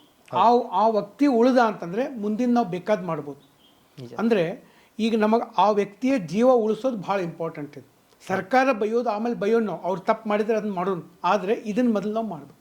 ನಾ ಹೇಳೋದು ಇಷ್ಟೇ, ಈಗ ಸರ್ಕಾರದಲ್ಲಿ ಪ್ರಾಬ್ಲಮ್ಗಳು ಆಗ್ತಾ ಇದ್ದಾವೆ, ಇವೆಲ್ಲ ಸ್ಕ್ಯಾಮ್ಗಳು ಆಗ್ತಾ ಇದ್ದಾವೆ, ಇದರ ವಿರುದ್ಧ ಹೋರಾಟ ಮಾಡೋನು. ನನ್ನ ಬೆಂಬಲನೂ ಇದೆ, ಎಲ್ಲ ಎಜುಕೇಟರ್ಗಳು ಬೆಂಬಲ ಕೊಡ್ತಾರೆ. ಓಕೆ, ಸೊ ಸಂಘಟನೆಗಳು ಮಾಡ್ತಾ ಇದ್ದಾರೆ. ಇದರ ಜೊತೆಗೆ ನಮ್ಮ ವಿದ್ಯಾರ್ಥಿಗಳು ಅವರ ಪ್ಲ್ಯಾನ್ ಬಿ ಮೇಲೂ ಕಾನ್ಸಂಟ್ರೇಷನ್ ಇರಲಿ. ಯಾಕಂದರೆ ಸರ್ಕಾರ ಇವತ್ತನೇ ಒಪ್ಕೋತೈತಿ ಗೊತ್ತಿಲ್ಲ, ನಾಳೆ ಒಪ್ಕೋತೈತಿ ಗೊತ್ತಿಲ್ಲ. ಅವ್ರು ಒಪ್ಕೊಳ್ಳೋ ಟೈಮ್ದಾಗ ನಿಮ್ದು ಏಜ್ ಲಿಮಿಟ್ ಮುಗೀತಂದರೆ ವಾಟ್ ಈಸ್ ನೆಕ್ಸ್ಟ್? ನಂದು ಇದು ಕ್ವಶನ್. ಓಕೆ, ಸರ್ಕಾರದಲ್ಲಿ ಕೆಲಸಗಳು ಯಾವಾಗಿದ್ರೂ ಲೇಟನೇ ಆಗ್ತವೆ, ಹೌದಾ? ಈಗ ಅದಕ್ಕೆ ನಾವು ಏನಾದರೂ ಭಾಳ ಅರ್ಜೆಂಟ್, ಅದನ್ನೇ ನಿಮಗೆ ಹೇಳಿದೆ, ಹಾರ್ಟ್ ಅಟ್ಯಾಕ್ ಆಯಿತು, ಏನೋ ಭಾಳ ಅರ್ಜೆಂಟ್ ಆದಾಗ ಪ್ರೈವೇಟ್ ಹಾಸ್ಪಿಟಲ್ಗೆ ಹೋಗ್ತಾರೋ ಗೌರ್ಮೆಂಟಿಗೆ ಹೋಗ್ತಾರೆ, ಪ್ರೈವೇಟ್ಗೇ ಹೋಗ್ತಾರೆ. ಯಾಕಂದರೆ ಸ್ವಲ್ಪ ದುಡ್ಡು ಹೆಚ್ಚಿಗೆ ಇರ್ಬೋದು, ಆದರೆ ಅಲ್ಲಿ ಇಮ್ಮಿಡಿಯೇಟ್ ನಮಗೆ ಫೆಸಿಲಿಟಿಗಳು ಸಿಗ್ತವೆ. ಪ್ರಾಕ್ಟಿಕಲಿ ನಾನು ಹೇಳ್ತಾ ಇದ್ದೀನಿ, ಹೈಪೋಥೆಟಿಕಲಿ ನಾನು ಹೇಳ್ತಾ ಇಲ್ಲ. ಅಂದರೆ ನಮಗೆ ಈಗ ಪ್ಲ್ಯಾನ್ ಎ ಜೊತೆಗೆ ಪ್ಲ್ಯಾನ್ ಬಿ ಕೂಡ ರೆಡಿ ಇರಬೇಕು. ಇದು ನನ್ನ ಅಭಿಪ್ರಾಯ. ಓಕೆ, ಈಗ ಯಾರು ಬರ್ತಾ ಇದ್ದಾರ, ನಿಮ್ಮ ಪ್ಲ್ಯಾನ್ ಬಿನೂ ರೆಡಿ ಇರಲಿ. ಯಾಕಂದ್ರೆ ಈಗ ಎಕ್ಸಾಮ್ಗಳು ಹಿಂಗೆ ಆಗ್ತಾ ಇದ್ದಾವೆ, ಓಕೆ, ಆದರೆ ಎಕ್ಸಾಮ್ಗಳು ಸರಿಯಾಗಿ ನಡೀತಾ ಇದ್ದಾವೆ ಅಂತಲೇ ಇಟ್ಕೊಳ್ಳೋಣ ನಾವು. ಅಗದಿ ಬೆಸ್ಟ್ ನಡಕತ್ತವಪ್ಪ ಎಕ್ಸಾಮ್ ಈಗ, ಹಂಗಂದ್ರೂ ಅಕ್ಕೆ ತನ್ನೋ ಕಾನ್ಫಿಡೆನ್ಸ್ ಎಷ್ಟು ಮಂದಿಗಿದೆ? ಯಾಕಂದರೆ KS ಪೋಸ್ಟ್ ಇರೋದೇ 400, ಎಕ್ಸಾಮ್ ಬರೆಯೋರು 4 ಲಕ್ಷ. ಅಂದರೆ 4 ಲಕ್ಷ 400 ಪೋಸ್ಟ್, ಎಷ್ಟು ಜನ ಹೊರಗೆ ಬರಬೇಕು? ಸೊ ಹೀಗಾಗಿ ಪ್ಲ್ಯಾನ್ ಎ ಪ್ಲ್ಯಾನ್ ಬಿ ಇಟ್ಕೊಳ್ಳೋದನ್ನೇ ಬೆಸ್ಟ್. ಅದು ಸ್ಕ್ಯಾಮ್ಗಳು ಈ ಸಮಸ್ಯೆಗಳು ಇರಲಿ ಇಲ್ಲದೆ ಇರಲಿ, ಸರ್ಕಾರದ ತಪ್ಪುಗಳನ್ನು ತಿದ್ದೋ ಹೋರಾಟ ಪ್ರಯತ್ನ ಡೆಫಿನೆಟ್ಲಿ ಮಾಡೋಣ, ಅದ್ರಾಗ 2 ಮಾತಿಲ್ಲ. ಆದರೆ ಪ್ಲ್ಯಾನ್ ಬಿ ಇರಲೇಬೇಕು. ಯಾಕಂದರೆ ನಮ್ಮನ್ನು ನಂಬಿಕೊಂಡು ನಮ್ಮ ತಂದೆ ತಾಯಿಗಳಿರ್ತಾರೆ. ಈಗ ಡಿಗ್ರಿ ಮಾಡಿಸಿರ್ತಾರೆ, ಎಷ್ಟೋ ನಾನು ನೋಡಿದ್ದೀನಿ, ಡಿಗ್ರಿ ಮುಗಿಸೋದ್ರೊಳಗಡೆ ಅವ್ರ ತಂದೆ ತಾಯಿಗಳಿಗೆ ಆರ್ಥಿಕವಾಗಿ ಸಾಕಾಗಿ ಹೋಗಿರ್ತದೆ. ಅದಾದಮೇಲೆ ಡಿಗ್ರಿ ಮುಗಿದ ಮೇಲೂ ನನಗೆ ದುಡ್ಡು ಕೊಡಪ್ಪ ಅಂತ ಮನೆಗೆ ಹೋಗಿ ಹೇಳಿದರೆ ಅವ್ರು ಕೊಡ್ತಾರೆ ಇಲ್ಲ ಅಂತಲ್ಲ, ಬಟ್ ಆ ಜೀವಗಳಿಗೆ ಭಾಳ ತೊಂದರೆ ಆಕೈತೆ. ಆ ತೊಂದರೆ ನೀವು ಅಲ್ಲಿ ಕೊಡಬೇಡ್ರಿ. ಯಾವನೋ ಒಬ್ಬನು ಯೂಸ್ಲೆಸ್ ಫೆಲೋ ಗೌರ್ಮೆಂಟಲ್ಲಿ ಮಾಡಿದ ತಪ್ಪಿಗೆ ನೀವು ನಿಮ್ಮ ತಂದೆ ತಾಯಿಗೆ ಶಿಕ್ಷೆ ಕೊಡಬೇಡ್ರಿ. ಪ್ಲ್ಯಾನ್ ಬಿ ರೆಡಿ ಇರಲಿ. ಅವ್ನು ಹಂಗೆ ಮಾಡಿದಾನ, ಅವ್ನು ಬುದ್ಧಿ ಕಲಿಸೋನು ಅದು ಹೋರಾಟ ಸಪ್ರೇಟ್. ಬಟ್ ಈ ಕಡೆ ನಿಮ್ದೊಂದು ಅರ್ನಿಂಗ್ ಶುರು ಆಗಬೇಕು. ಡಿಗ್ರಿ ಮುಗಿದ ಮೇಲೂ 3-4 ವರ್ಷ ಮತ್ತೆ ನೀವು ಅವ್ರ ಕಡೆಯಿಂದ ಕೇಳೋದು ನನಗಷ್ಟು ಸಮಂಜಸ ಅನ್ಸಂಗಿಲ್ಲ. ಅದಕ್ಕೆ ನೀವು ಹೇಳಿದ್ರಲ್ಲ, ಈ ಮಾಸ್ಟರ್ ಯುವರ್ ಕರಿಯರ್ ಕೋರ್ಸ್ ಇರ್ಬೋದು, ಆಮೇಲೆ ನಾನು ಹೆಚ್ಚಾಗಿ ಕಾಂಪಿಟೇಟಿವ್ ಎಕ್ಸಾಮ್ ಬಿಟ್ಟು ಹೊರಗಡೆ ಭಾಳ ಮಾತಾಡ್ತಿರ್ತೀನಿ. ಹೊಸ ಹೊಸ ಅವಕಾಶಗಳಿದಾವೆ, ಇವನ್ನೆಲ್ಲ ನೀವು ಮಾಡಿರಿ ಅಂತೇಳಿ. ಯಾಕಂತಂದರೆ ಇದು ನೀವು ನಿಮ್ಮ ತಂದೆ ತಾಯಿಗಳ ಮೇಲಿನ ಹೊರೆ ಕಡಿಮೆ ಮಾಡಬೇಕು. ಅದು ಇಂಪಾರ್ಟೆಂಟ್ ಇರೋದು. ಅದು ನನ್ನ ಉದ್ದೇಶ ಇರೋದು. ಜಾಬ್ ಎಲ್ಲರಿಗೂ ಜಾಬ್ ಸಿಕ್ಕೇ ಸಿಗ್ತೈತಿ, ಬಟ್ ನಮಗೆ ಅದಕ್ಕೆ ತಕ್ಕಂಗೆ ನಮ್ಮದು ಎನ್ವೈರನ್ಮೆಂಟ್ ನಾವು ಉಪಯೋಗ ತಗೋಬೇಕು. ಅದು ಇಂಪಾರ್ಟೆಂಟ್. ಸರ್ ಅದೇ ಸರ್, ನೀವು ಆಲ್ಮೋಸ್ಟ್ ಆಲ್ ಈ ಕರೆಂಟ್ ಅಫೇರ್ಸ್ ಕ್ಲಾಸ್ ಮಾಡ್ತಿರ್ಬೇಕಾದ್ರೆ ಈ ಥರ ಆಗಿರಲಿ ಬಿಡಲಿ, ಅದು ರಾಜಕೀಯ ವಿಷಯಗಳನ್ನ ತುಂಬ ಜಾಸ್ತಿ ಮಾತಾಡೋದಿಲ್ಲ ಆಲ್ಮೋಸ್ಟ್ ಆಲ್ ಸರ್. ಅಲ್ಲ, ರಾಜಕೀಯ ಹೆಚ್ಚಾಗಿ ಮಾತಾಡೋಕೆ ನಾವು ಹೋಗೋಂಗಿಲ್ಲ ಮೊದಲೇದ್ದು. ಯಾಕಂತಂದರೆ ಮೊದಲೇದ್ದು ನಮ್ಮ ಕಾಂಪಿಟೇಟಿವ್ ಎಕ್ಸಾಮಲ್ಲಿ ರಾಜಕೀಯ ಉಪಯೋಗನೇ ಇಲ್ಲ. ಒಂದನೇದ್ದು, ಕಾಂಪಿಟೇಟಿವ್ ಎಕ್ಸಾಮ್ ಒಳಗಡೆ ರಾಜಕೀಯದ ಬಗ್ಗೆ ಕ್ವಶನ್ಗಳು ಬರೋಂಗಿಲ್ಲ. ಅದಕ್ಕೆ ನಾನು ಅದನ್ನು ಮಾತಾಡೋಕೆ ಹೋಗೋಂಗಿಲ್ಲ. ಮತ್ತು ಇನ್ನೊಂದು ಏನಪ್ಪ ಅಂತಂದರೆ, ನಾಲೆಜ್ ಕೊಡೋದಷ್ಟೇ ನನ್ನ ಜವಾಬ್ದಾರಿ. ಒಪಿನಿಯನ್ ನಾ ಹೇಳಬಾರ್ದು. ನಾನು ಕೊಟ್ಟಂಥ ನಾಲೆಜ್ ಮೇಲೆ, ನಾನು ಕೊಟ್ಟಂಥ ಫ್ಯಾಕ್ಟ್ಸ್ ಮೇಲೆ ಅವ್ರ ಒಪಿನಿಯನ್ ಬರಬೇಕು. ಅಂದಾಗ ಅವ್ರು ಎಂಪವರ್ ಆಗ್ತಾರೆ. ನಾ ಇದೇ ಪಾರ್ಟಿ ಬಗ್ಗೆ ಹೇಳೋದು, ಅದೇ ಪಾರ್ಟಿ ಬಗ್ಗೆ ಹೇಳೋದು ಒಬ್ಬ ಟೀಚರಾಗಿ ನನ್ನ ಕರ್ತವ್ಯ ಅಲ್ಲ. ಅಲ್ಲಿ ಏನು ನಡೆದಿದೆ ಅದನ್ನ ಹೇಳ್ತೀನಿ, ಅದರ ಮೇಲೆ ಅವರವರ ಒಪಿನಿಯನ್ಗಳನ್ನು ಫಾರ್ಮ್ ಮಾಡ್ತಾರೆ. My job is to give knowledge, not opinion. ನಾ ಒಪಿನಿಯನ್ ಕೊಡೋದು ನನ್ನ ಜವಾಬ್ದಾರಿ ಅಲ್ಲ. ನನಗೆ ನಾಲೆಜ್ ಕೊಡಬೇಕು, ಫ್ಯಾಕ್ಟ್ಸ್ ಕೊಡಬೇಕು. ಅದ್ರ ಮೇಲೆ ಅವ್ರವ್ರ ಏನು ಒಪಿನಿಯನ್ಗಳು ಅವ್ರು ಮಾಡ್ತಾರೆ. ಸೊ ಹೀಗಾಗಿ ಮತ್ತು ನಮ್ಮಲ್ಲಿ ಮೇನ್ಸಲ್ಲಿ ಆನ್ಸರ್ ಬರೀತಾರೆ ವಿದ್ಯಾರ್ಥಿಗಳು. ಯಾವುದೇ ಪೊಲಿಟಿಕಲಿ ನ್ಯೂಟ್ರಲ್ ಆನ್ಸರ್ ಇರ್ತವೆ. ಸೊ ಹೀಗಾಗಿ ನಾವು ಯಾವುದೇ ಇದನ್ನ ಕೊಡೋಕ್ಕೆ ಹೋಗೋದಿಲ್ಲ. ಓಕೆ, ಸೊ ಅದಕ್ಕಾಗಿ ರಾಜಕೀಯ ದಿನ ಬರ್ತಾವೆ. ರಾಜಕೀಯದ್ದು ದಿನಾನು ನರೇಂದ್ರ ಮೋದಿಯವ್ರ ಬಗ್ಗೆನೂ ಇರ್ತವೆ, ರಾಹುಲ್ ಗಾಂಧಿಯವ್ರ ಬಗ್ಗೆನೂ ಇರ್ತವೆ. ಅವ್ರು ಎಷ್ಟು ಹೆಸರು ತೊಗೊಳೋದು ಅಷ್ಟೇ ತೊಗೊಳ್ಳೋದು. ಬಟ್ ನಮ್ಮ ಉದ್ದೇಶ ಅಲ್ಲಿ ಏನಾಗಿದೆ ಅದನ್ನು ಮಾತ್ರ ನಾವು ಫೋಕಸ್ ಮಾಡೋದು. ರಾಜಕೀಯ ಇಲ್ಲ. ಯಾಕಂದರೆ ಎಜುಕೇಷನ್ನ ಬೇರೆ, ಈ ಪೊಲಿಟಿಕ್ಸನ್ನು ಬೇರೆ. ಈಗ ಅಷ್ಟೇ, ಅದ್ರ ಜೊತೆನೇ ಈ ಏಜ್ ಸಡಿಲಿಕೆ ಅಂತ ಇದೆ, ಏಜ್ ರಿಲ್ಯಾಕ್ಸೇಷನ್ ಇದೆಯಲ್ಲ ಸರ್. ಮೊನ್ನೆ ಒಂದು ಕೊಟ್ಟಿದ್ರು ಸರ್, 1 year ಏಜ್ ರಿಲ್ಯಾಕ್ಸೇಷನ್ ಅದು ಕೊಟ್ಟಿದ್ರು ಸರ್ ಅವರು. ಹೌದು, ಅದೇ 1 year ರಿಲ್ಯಾಕ್ಸೇಷನ್ ಕೊಟ್ಟರು ಸರ್. ಬಟ್ ಆ 1 year ರೆಕ್ರೂಟ್ಮೆಂಟೇ ಮಾಡಲೇ ಇಲ್ಲ. ಬಿಗ್ಗೆಸ್ಟ್ ಮಿಸ್ಟೇಕ್ ಅದು. 1 year ರಿಲ್ಯಾಕ್ಸೇಷನ್ ಯಾಕೆ ಕೊಡ್ತಾ ಇದ್ದಾರೆ ಅವ್ರಿಗೆ ಗೊತ್ತಿಲ್ಲ. 1 year ರಿಲ್ಯಾಕ್ಸೇಷನ್ ಕೊಟ್ಟರೆ ಆ ಟೈಮ್ ಒಳಗಡೆ ಏಜ್ ಆಗಕ್ಕೆ ಬಂದವರು ಎಕ್ಸಾಮ್ ಬರೀಬೇಕು, ಅವ್ರಿಗೆ ಬರೆಯೋಕ್ಕೆ ಅವಕಾಶ ಕೊಡಬೇಕು. ಇಲ್ಲಿ ಕಾಲ್ಫಾರ್ಮೇ ಇಲ್ಲ, ಹಂಗೆ ಏಜ್ ರಿಲ್ಯಾಕ್ಸೇಷನ್ ಕೊಟ್ಟರೆ ಉಪಯೋಗ ಇಲ್ಲ. ಸೊ ಹೀಗಾಗಿ ಅದಕ್ಕೆ ನಾನು ಹೇಳಿದ್ದು, ಸರ್ಕಾರ ಇದರ ಬಗ್ಗೆ ಭಾಳ ಕಾಳಜಿ ವಹಿಸಬೇಕು. ಬಟ್ ಸರ್ಕಾರಗಳು ಇವತ್ತು ಎಲ್ಲ ಕಡೆ, ಕೇಂದ್ರ ಸರ್ಕಾರದಲ್ಲಿರ್ಬೋದು, ರಾಜ್ಯ ಸರ್ಕಾರದಲ್ಲಿರ್ಬೋದು, ರೆಕ್ರೂಟ್ಮೆಂಟಲ್ಲಿ ಬಹಳಷ್ಟು ಪ್ರಾಬ್ಲಮ್ಗಳು ಕಂಡು ಬರ್ತಾ ಇದ್ದಾವೆ. ಸೊ ಹೀಗಾಗಿ ಆ ಏಜ್ ರಿಲ್ಯಾಕ್ಸೇಷನ್ ಕೊಡೋದ್ರ ಜೊತೆಗೆ ಟೈಮ್ ಟು ಟೈಮ್ ಕಾಲ್ಫಾರ್ಮ್ನು ಮಾಡಲೇಬೇಕು. ಟೈಮ್ ಟು ಟೈಮ್ ಕಾಲ್ಫಾರ್ಮ್ ಮಾಡಲೇಬೇಕು. ಅದು ನನ್ನ ಒಂದು ಅಭಿಪ್ರಾಯ, ಮತ್ತು ಅದಕ್ಕೆ ನಾನು ಆಗ್ರಹ ಡೆಫಿನೆಟ್ಲಿ ಮಾಡ್ತೇನೆ. ಈ ಕೋಚಿಂಗ್ ಸೆಂಟರ್ಸ್ಗಳು ಆಲ್ಮೋಸ್ಟ್ ಅಲ್ಲಿ IAS KAS ಈ ಥರ ಎಲ್ಲ ಲೈನ್ಗಳನ್ನು ಹಾಕೊಂಡಿರ್ತಾರೆ ಸರ್. ಆಲ್ಮೋಸ್ಟ್ ಅಲ್ಲಿ ಅವ್ರು ಕೊಡೋ ಕ್ವಾಲಿಟಿ, ಎಕ್ಸಾಮ್ನ ಕ್ರ್ಯಾಕ್ ಮಾಡುವಂಥ ಕ್ವಾಲಿಟಿ ಅವರಲ್ಲಿ ಇರುತ್ತಾ ಸರ್? ಆಲ್ಮೋಸ್ಟ್ ಅಲ್ಲ. ಹಾಂ, ಅದು ಸ್ವಲ್ಪ ವೇರಿ ಆಗ್ತದೆ. ಓಕೆ, ಇವತ್ತು ಏನಾಗ್ತಾ ಇದೆ ಅಂತಂದರೆ, ಇವತ್ತು ನಮ್ಮಲ್ಲಿ ಎಜುಕೇಷನ್ ಸಿಸ್ಟಮ್ ಇರ್ಬೋದು ಅಥವಾ ಹೆಲ್ತ್ ಸೆಕ್ಟರ್ ಇರ್ಬೋದು, ಎಲ್ಲ ಕಡೆ ಹಿಂಗೆ ಆಗಿದೆ. ಇವತ್ತು ಒಂದು ಸಂಸ್ಥೆ ಇದೆಪ್ಪ ಅಂತಂದರೆ ಅಲ್ಲಿ ಒಂದು 10 ಜನ ಟೀಚರ್ ಅದಾರಂದರೆ ಒಂದು 3-4 ಜನ ದಿ ಬೆಸ್ಟ್ ಇರ್ತಾರೆ, ಉಳಿದವರೆಲ್ಲ ಆ್ಯಾವ್ರೇಜ್ ಇರ್ತಾರೆ. ಅದರ ಕೆಲವು ಜನ ಬಿಲೋ ಆ್ಯಾವ್ರೇಜೂ ಇರ್ತಾರೆ. ಇದೇ ಟೈಪ್ ನಮ್ಮ ಹಾಸ್ಪಿಟಲ್ಗಳಲ್ಲೂ ಹಿಂಗೆ ಆಗ್ತದೆ. 10 ಡಾಕ್ಟರ್ ಅದಾರಂದ್ರೆ ಒಂದು 3 ಜನ ಏಕದಮ್ ಸುಪೀರಿಯರ್ ಇರ್ತಾರೆ, ಉಳಿದವ್ರು ಆ್ಯಾವ್ರೇಜು ಬಿಲೋ ಆ್ಯಾವ್ರೇಜ್. ಅಂದರೆ ನಮ್ಮ ಶಿಕ್ಷಣ ಪದ್ಧತಿಗಳೇ ಹಿಂಗಾಗ್ಬಿಟ್ಟಿದೆ. ಇವತ್ತು ನಮ್ಮದು ಪ್ರಾಕ್ಟಿಕಲ್ ಎಜುಕೇಷನ್ ಇಲ್ಲ, ಬರೀ ಥೆರೋಟಿಕಲ್ ಎಜುಕೇಷನ್ ಆಗಿ ನಮ್ಮ ಇದನ್ನು ಇಲ್ಲಿಗೆ ಬಂದು ನಿಂತಿದೆ. ಇದಕ್ಕೆಲ್ಲ ಕಾರಣ ಏನಪ್ಪ ಅಂದರೆ ನಮ್ಮ ಎಜುಕೇಷನ್ ನಮ್ಮ ಪ್ರೈಮರಿಯಿಂದನೇ ಎಜುಕೇಷನ್ ಏನಾಗಿದೆ, ಡೌನ್ಫಾಲ್ ಆಗ್ತಾ ಹೋಗ್ತಾ ಇದೆ. ಈಗ ನಾನು ಮೆಕ್ಯಾನಿಕಲ್ ಇಂಜಿನಿಯರ್, ಎಷ್ಟೋ ಜನ ಮೆಕ್ಯಾನಿಕಲ್ ಇಂಜಿನಿಯರಿಂಗ್ ಮುಗಿಸಿರ್ತಾರೆ, ಅವರಿಗೆ ನಟ್ ಯಾವುದು ಬೋಲ್ಟ್ ಯಾವುದು ಗೊತ್ತಿರೋದಿಲ್ಲ. ಎದಕ್ಕೆ ನಟ್ ಅಂತಾರೆ, ಎದಕ್ಕೆ ಬೋಲ್ಟ್ ಅಂತಾರೆ ಗೊತ್ತಿರೋದಿಲ್ಲ. ಎಷ್ಟೋ ಜನ ಎಲೆಕ್ಟ್ರಿಕಲ್ ಇಂಜಿನಿಯರಿಂಗ್ ಮುಗಿಸಿರ್ತಾರೆ, ಮನೆ ಒಳಗಡೆ ಒಂದು ಫ್ಯೂಸ್ ಹೋದರೆ ಒಂದು ಸ್ಟೂಲ್ ಇಟ್ಕೊಂಡು ಹತ್ತಿ ಒಂದು ಫ್ಯೂಸ್ ಹಾಕಕ್ಕೆ ಹೆದರಿಕೆ ಬರ್ತೈತೆ ನೋಡಿ, ಕರೆಂಟ್ ಹೊಡಿತೈತಲ್ಲ. ಎಲೆಕ್ಟ್ರಿಷಿಯನ್ ಕರೆಸ್ತೀವಿ ನಾವು. ಆ ಎಲೆಕ್ಟ್ರಿಷಿಯನ್ನು ಅವ್ನು 10th ಫೇಲ್ ಆಗಿರ್ತಾನೆ, ಅವನು ಬಂದು ಹೈ ಟೆನ್ಷನ್ ವೈರ್ ಹತ್ತಿ ಫ್ಯೂಸ್ ಹಾಕ್ತಾನೆ. ಅಂದರೆ ಅವಂಗೆ ಪ್ರಾಕ್ಟಿಕಲ್ ನಾಲೆಜ್ ಇರ್ತದೆ, ಕರೆಂಟ್ ಎಲ್ಲಿದೆ ಎಲ್ಲಿಲ್ಲ ಅವ್ನಿಗೆ ಗೊತ್ತಿರ್ತದೆ. ಎಲೆಕ್ಟ್ರಿಕಲ್ ಇಂಜಿನಿಯರ್ಗೆ ಏನಾಕೈತೆ ಅಂದರೆ ಕರೆಂಟ್ ಇವರು ನೋಡೇ ಇರಂಗಿಲ್ಲ. ಇವ್ರು ನೋಡಿರೋ ಕರೆಂಟ್ ಬರೀ ಸಿಲೆಬಸ್ನಾಗ ಅಷ್ಟೇ ಇರ್ತದೆ, ಪ್ರಾಕ್ಟಿಕಲ್ ಇಲ್ಲ. ಸೊ ಹೀಗಾಗಿ ಏನಾಗ್ತಾ ಇದೆ, ಎಲ್ಲ ಕಡೆ ಹಿಂಗೆ ಆಗ್ತಾ ಇದೆ. Not only educational institution, even hospital ತಗೋರಿ, ಎಲ್ಲ ಕಡೆನೂ ಹಿಂಗೆ ಆಗ್ತಾ ಇದೆ. ಕ್ವಾಲಿಟಿ ಡೌನ್ ಆಗ್ತಾ ಇದೆ. ಇದು ಎಲ್ಲ ಕಡೆ ಸಮಸ್ಯೆ ಇದೆ. ಇದಕ್ಕೆ ಬೆಸ್ಟ್ ಸೊಲ್ಯೂಷನ್ ಅಂದರೆ ಕ್ವಾಲಿಟಿ ಎಜುಕೇಷನ್ ಬರಲೇಬೇಕು. ಓಹೋ, ಹಿಂಗಾಗಿದೆ, ಪ್ರಾಕ್ಟಿಕಲ್ ಇಲ್ಲ. ನಿಜ ಸರ್. ನಾವು ಇಂಜಿನಿಯರಿಂಗಲ್ಲಿ ಇದ್ದಾಗ ನಾವು ಲ್ಯಾಬ್ ಇರ್ತಿತ್ತು, ವಾರದಲ್ಲಿ 3 ದಿವಸ ಲ್ಯಾಬು. ಭಾಳಷ್ಟು ಕಡೆ ಲ್ಯಾಬಲ್ಲಿ ನಾವು ಹೋಗ್ತೀವಿ, ಅಲ್ಲಿ ಎಕ್ಸ್ಪೆರಿಮೆಂಟ್ ಮಾಡ್ಬೇಕಂದ್ರೆ ಮಾಡಕ್ಕೆ ಮನಸ್ಸಿದ್ರು ಅಲ್ಲಿರುವಂಥ ಮಟೀರಿಯಲ್ಗಳು ಸರಿ ಇರಂಗಿಲ್ಲ, ರೀಡಿಂಗ್ ತೋರ್ಸಂಗಿಲ್ಲ. ಹಳೆ ಬ್ಯಾಚ್ ಅವರು ಸೀನಿಯರ್ಸ್ ಏನು ರೀಡಿಂಗ್ ಮಾಡಿರ್ತಾರೆ ಅದ್ರಾಗ ಸ್ವಲ್ಪ ಪ್ಲಸ್ ಆರ್ ಮೈನಸ್ ಮಾಡಿ ಇಟ್ಟು ಬಂದ್ಬಿಡು. ಪ್ರಾಕ್ಟಿಕಲ್ ಇಲ್ಲ ನಾನು ಪ್ರಾಕ್ಟಿಕಲ್ ಮಾಡತ್ತೀನಿ ಅಂತಂದ್ರೆ ಮಷೀನ ವರ್ಕ್ ಆಗಂಗಿಲ್ಲ. ಏನು ಮಾಡೋದು, ಪ್ರಾಕ್ಟಿಕಲ್ ಏನು ಮಾಡೋದು? So this is what problem. IC engines, internal combustion engines, ನಾವು 8 ತಿಂಗಳು ಓದಿದ್ದೀವಿ IC ಎಂಜಿನ್ ಬಗ್ಗೆ. ನಮಗೆ IC ಎಂಜಿನ್ ತೋರಿಸ್ರಿ ಅಂತ ನಾನು ನಮ್ಮ ಲೆಕ್ಚರ್ಗೆ ಹೇಳಿದೆ, ಕಡಿಗೂ ತೋರಿಸಲೇ ಇಲ್ಲ ಅವರು. ನಿಮ್ಮ ಇಂಜಿನಿಯರ್ ಓಕೆ, ಆ ಇಂಜಿನಿಯರಿಂಗ್ ನಾನು ಸ್ಪೆಷಲೈಸೇಷನ್ ಮಾಡಿದ್ದೀನಿ IC ಎಂಜಿನ್ಸ್ ಅಲ್ಲಿ, ಇಂಟರ್ನಲ್ ಕಂಬಸ್ಟನ್ ಎಂಜಿನ್ಸ್. ನೋಡೋಕ್ಕೆ ಆಗಲಿಲ್ಲ ಅದನ್ನ, ಹಿಂಗಾಗ್ತವೆ. ಓಕೆ, ಸೊ ಈ ಥರ ನಮ್ಮಲ್ಲಿ ಪ್ರಾಕ್ಟಿಕಲ್ ಎಜುಕೇಷನ್ ಇಲ್ಲ. ಅದರಿಂದ ಇವತ್ತು ಎಲ್ಲ ಕಡೆ ಹಂಗೆ ಆಗ್ತಾ ಇದೆ. ಹೊಸದಾಗಿ ಭರತ್ ಸ್ಮಾರ್ಟ್ ಸ್ಕೂಲ್ ಅಂತ ಒಂದು ಇದನ್ನು ಮಾಡಿದೆ, ನೋಡಿದೆ ಸರ್. ನೀವು ಯೂಟ್ಯೂಬಲ್ಲಿ ಹೊಸ ಚಾನಲ್ ಮಾಡ್ತಾ ಇದ್ದೀರಾ ಸರ್, ಕ್ಲಾಸ್ಗಳನ್ನು ಸ್ಟಾರ್ಟ್ ಮಾಡ್ತಾ ಇದ್ದೀರಾ, ನೋಡಿದೆ ಸರ್. ಹೌದು ಹೌದು ಹೌದು. ಏನು ಉದ್ದೇಶ ಸರ್? ಆಲ್ಮೋಸ್ಟ್ ಅದನ್ನ ಸ್ಟಾರ್ಟ್ ಮಾಡ್ತೇವೆ. ಆಲ್ರೆಡಿ ಆಫೀಸರ್ಸ್ ಅಡ್ಡ ಚಾನಲ್ ಇದೆ, ಆದರೂ ಭರತ್ ಸ್ಮಾರ್ಟ್ ಸ್ಕೂಲ್ ಅಂತ ಮಾಡ್ತಾ ಇದ್ದೀರಾ ಸರ್. ಹೌದು, ಭರತ್ ಸ್ಮಾರ್ಟ್ ಸ್ಕೂಲ್ ಅಂತ ನಾವು ಶುರು ಮಾಡಿದ್ದೀವಿ. ಆ್ಯಕ್ಚುಲಿ ಹೇಳ್ಬೇಕಂದ್ರೆ ನಮ್ಗೆ ಮೊದಲಿಂದಲೂ ಸ್ಕೂಲ್ ಮಕ್ಕಳಿಗೆ ಟೀಚ್ ಮಾಡ್ಬೇಕನ್ನೋದು ಭಾಳ ಆಸೆ ಇತ್ತು, ಮೊದಲಿಂದನೂ ಇತ್ತದು.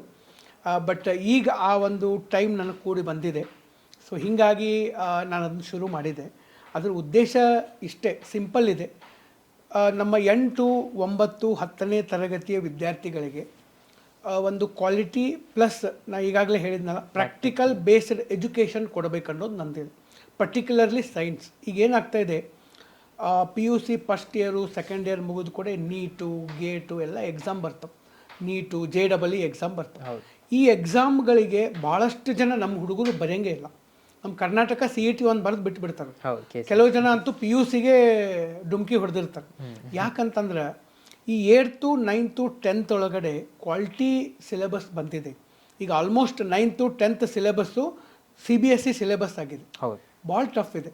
ಮತ್ತು ಭಾಳಷ್ಟು ಸ್ಕೂಲ್ಗಳಲ್ಲಿ ಆ ಕ್ವಾಲಿಟಿ ಎಜುಕೇಷನ್ ಕೊಡ್ತಾ ಇಲ್ಲ. ಈ 8th, 9th, 10th ಒಳಗಡೆ ನಾವು ಎಷ್ಟು ಭದ್ರ ಬುನಾದಿ ಹಾಕ್ತೀವಿ ಅಷ್ಟು ಅವ್ರದ್ದು PUCಯಲ್ಲಿ ಮಾರ್ಕ್ಸ್ ರೈಸ್ ಹಾಕು. ನಾಳೆ ಅವನೊಬ್ಬ ಒಳ್ಳೆ ಡಾಕ್ಟರ್ ಆಗ್ತಾನೆ, ಒಳ್ಳೆ ಇಂಜಿನಿಯರ್ ಆಗ್ತಾನೆ, ಅಥವಾ ಒಬ್ಬ ಒಳ್ಳೆ ಸೈಂಟಿಸ್ಟ್ ಆಗ್ಬೋದು. 8th, 9th, 10th ಸರಿ ಆಗಲಿಲ್ಲ ಅಂದರೆ PUC ಸರಿ ಆಗಂಗೆ ಇಲ್ಲ. ಭಾಳ ಜನ ಹೇಳ್ತಿದ್ರು PUC is a turning point ಅಂತೇಳಿ. ಬಟ್ PUCಗೆ ಗಾಡಿ ಟರ್ನ್ ಆಗ್ಬೇಕಂದ್ರೆ 8, 9, 10 ಇವು ಕರೆಕ್ಟ್ ಇರ್ಬೇಕು ನನ್ನ ಪ್ರಕಾರ. ಈಗೆಲ್ಲ 8, 9, 10 ತರಗತಿಯಲ್ಲೇ ಏನಾಗ್ತಾ ಇದೆ ಅಂತಂದರೆ ಗೇಟು, ನೀಟ್ ಲೆವೆಲ್ ಈಗ ಕಲಿಯೋಕ್ಕೆ ಶುರು ಮಾಡಿದ್ದಾರೆ ವಿದ್ಯಾರ್ಥಿಗಳು. ಸೊ ಹಾಗಾಗಿ ಇದು ಭಾಳ ಬೇಸಿಕ್ ಇದೆ. ಸೊ ಆ ಬೇಸಿಕ್ ಎಜುಕೇಷನ್ ವಿದ್ಯಾರ್ಥಿಗಳಿಗೆ ಸಿಗ್ತಾ ಇಲ್ಲ.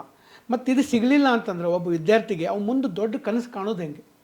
ದೊಡ್ಡ ದೊಡ್ಡ ಕನಸುಗಳನ್ನು ಕಾಣಬೇಕಂದ್ರೆ ಅದಕ್ಕೆ ಬೇಕಾದಂಥ ಇನ್ಪುಟ್ಸು ಒಳಗೆ ಬೇಕಲ್ಲ. 8th ಅವ್ನು ಫಿಸಿಕ್ಸ್ ಅರ್ಥ ಆಗ್ಬೇಕು, 9th ಫಿಸಿಕ್ಸ್ ಅರ್ಥ ಆಗ್ಬೇಕು, 10th ಅರ್ಥ ಆಗ್ಬೇಕು. ಈ ಎಲ್ಲ ಕಾನ್ಸೆಪ್ಟ್ಗಳು ಅರ್ಥ ಆದಾಗನೇ PUC ಒಳಗಡೆ he will become the champion.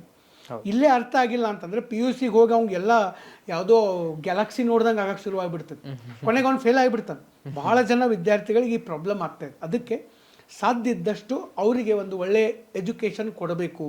ಹೆಂಗೂ ನಮ್ದು ಆನ್ಲೈನ್ ಪ್ಲ್ಯಾಟ್ಫಾರ್ಮ್ ಇದೆ, ವಿದ್ಯಾರ್ಥಿಗಳಿಗೆ ಕೊಡೋಣ ಅಂಥೇಳಿ ಅದನ್ನ ನಾವು ಶುರು ಮಾಡಿದ್ದು. ಮತ್ತು ಅದು ಪ್ರತಿಯೊಂದು ಹಳ್ಳಿ ಒಳಗೂ ರೀಚ್ ಆಗ್ಬೇಕಂತೇಳಿ ನನ್ನ ಒಂದು ವಿಚಾರ ಇದೆ. ಯಾಕಂದರೆ ದೊಡ್ಡ ದೊಡ್ಡ ಸಿಟಿ ಒಳಗಿದ್ದವ್ರಿಗಂತೂ ಭಾಳ ಅವಕಾಶಗಳು ಅದಾವೆ, ಅವರು ಲಕ್ಷ ಗಂಟಲೆ ಕೊಟ್ಟು ಬೇಕಾದ್ ಮಾಡ್ಬೋದು. ಆದರೆ ಹಳ್ಳಿ ಒಳಗೆ ಇರ್ತಕ್ಕಂಥ ವಿದ್ಯಾರ್ಥಿಗಳು ಭಾಳಷ್ಟು ಜನ ನಾವು ಹಳ್ಳಿ ಒಳಗಡೆ ನೋಡಿದ್ರೆ PUC ಬರೋದ್ರೊಳಗಡೆ ಅವ್ರಿಗೆ ಕಲಿಬೇಕು ಅನ್ನೋ ಆಸೆನೇ ಕಮರಿಗೆ ಹೋಗ್ಬಿಟ್ಟಿರ್ತದೆ. ಅದ್ರಾಗ ಸೈನ್ಸ್ ಮಾಡ್ಬೇಕನ್ನೋ ಆಸೆ ಅಂತೂ ಪೂರ್ತಿ ಜೀರೋನ ಆಗಿರ್ತದೆ. ಯಾಕಂದರೆ ಸೈನ್ಸು ಭಾಳ best subject, provided if you give practical explanation, practical knowledge. ಅದು ಭಾಳ ಬೇಕು ಸೈನ್ಸ್ ಒಳಗಡೆ. ದಿನನಿತ್ಯದ ಸೈನ್ಸ್ನಾಗ ಬದುಕ್ತೀವಿ ನಾವು. ನಮ್ಮ ಮುಂದೆ ಇದು ಕ್ಯಾಮ್ರಾ, ಇದು ಮೈಕ್ ಇದೆ, ಲೈಟ್ಸ್ ಇದಾವೆ, ಕ್ಯಾಮ್ರಾ ಇದೆ, ಆ ಲೈವ್ ಈಗ ಇದು ನಾವು ನಾಳೆ ಯೂಟ್ಯೂಬಲ್ಲಿ ಹಾಕ್ತೀವಿ, ಸ್ಟ್ರೀಮ್ ಆಗ್ತೈತಿ, ಎವ್ರಿಥಿಂಗ್ ಸೈನ್ಸ್.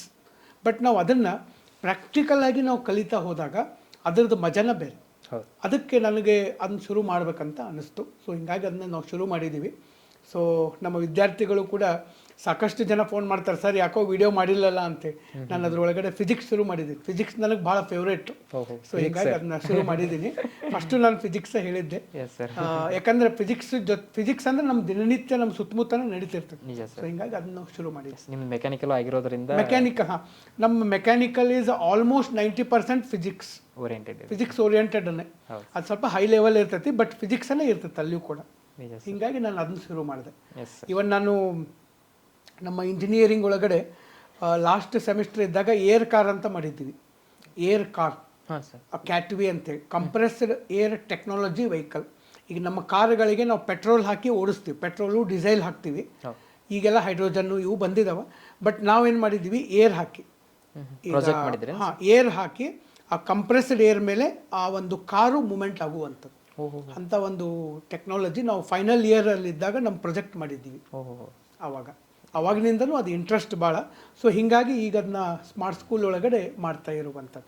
ಮತ್ತು ಅದನ್ನೇ ನಾನು ಈಗ ನೋಡ್ತಾ ನಮ್ಮ ಫಿಸಿಕ್ಸ್ ಸಿಲೆಬಸ್ ಎಲ್ಲ ತೊಗೊಂಡಿದ್ದೀನಿ ನಾನು. ಒಂದು ಕಡೆ ಸೆಗ್ರಿಗೇಷನ್ ಮಾಡಿ 8, 9, 10ನೇ ತರಗತಿ ಏನೇನು ಫಿಸಿಕ್ಸ್ ಬರ್ತೈತಿ ಅದನ್ನು ಪ್ರಾಕ್ಟಿಕಲಿ ನಾನು ಮಾಡಿ ತೋರಿಸ್ಬೇಕು. ಆನ್ಲೈನಲ್ಲೇ ಪ್ರಾಕ್ಟಿಕಲ್ ಹೆಂಗೆ ಮಾಡಿ ತೋರಿಸ್ಬೇಕು ಪ್ರತಿಯೊಂದು. ಈಗ ನಾವು ಅದನ್ನೇ ವರ್ಕ್ ಮಾಡ್ತಾ ಇದ್ದೀವಿ. ಅದನ್ನ ಈಗ ಬ್ಯಾಕ್ ಹ್ಯಾಂಡ್ ಒಳಗಡೆ ಅದು ವರ್ಕ್ ನಡೀತಾ ಇದೆ. ಅದನ್ನ ಮನಮುಟ್ಟೋ ಥರ ಅವರಿಗೆ ತಿಳಿಸ್ಬೇಕು. ಫಿಸಿಕ್ಸ್ ಲೈಫ್ನಾಗ ಮರಿಬಾರ್ದು ಅವರಿಗೆ, ಆ ಥರ ಮಾಡ್ಬೇಕಂಥೇಳಿ ನಂದೊಂದು ಉದ್ದೇಶ ಇದೆ. ಅದಕ್ಕಾಗಿ ಅದನ್ನ ಭರತ್ ಸ್ಮಾರ್ಟ್ ಸ್ಕೂಲನ್ನು ನಾವು ಮಾಡಿದ್ದು.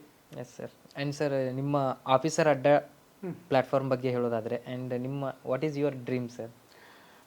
ಆಫೀಸರ್ಸ್ ಅಡ್ಡ ಪ್ಲ್ಯಾಟ್ಫಾರ್ಮ್ ಮೊದಲು ನಾವು ಒಂದು ಟೆಲಿಗ್ರಾಮ್ ಚಾನಲ್ ಆಗಿ ಶುರು ಮಾಡಿದ್ದೀವಿ. ಅದರೊಳಗಡೆ ಲಕ್ಷಾಂತರ ಜನ ವಿದ್ಯಾರ್ಥಿಗಳು ಬಂದರು. ಆಮೇಲೆ ಯೂಟ್ಯೂಬ್ ಚಾನಲ್ ಆಗಿ ಮಾಡಿದ್ದೀವಿ. ಅದಕ್ಕೂ ಸಾಕಷ್ಟು ಜನ ವಿದ್ಯಾರ್ಥಿಗಳು ಬೆಂಬಲವನ್ನು ಕೊಟ್ಟರು.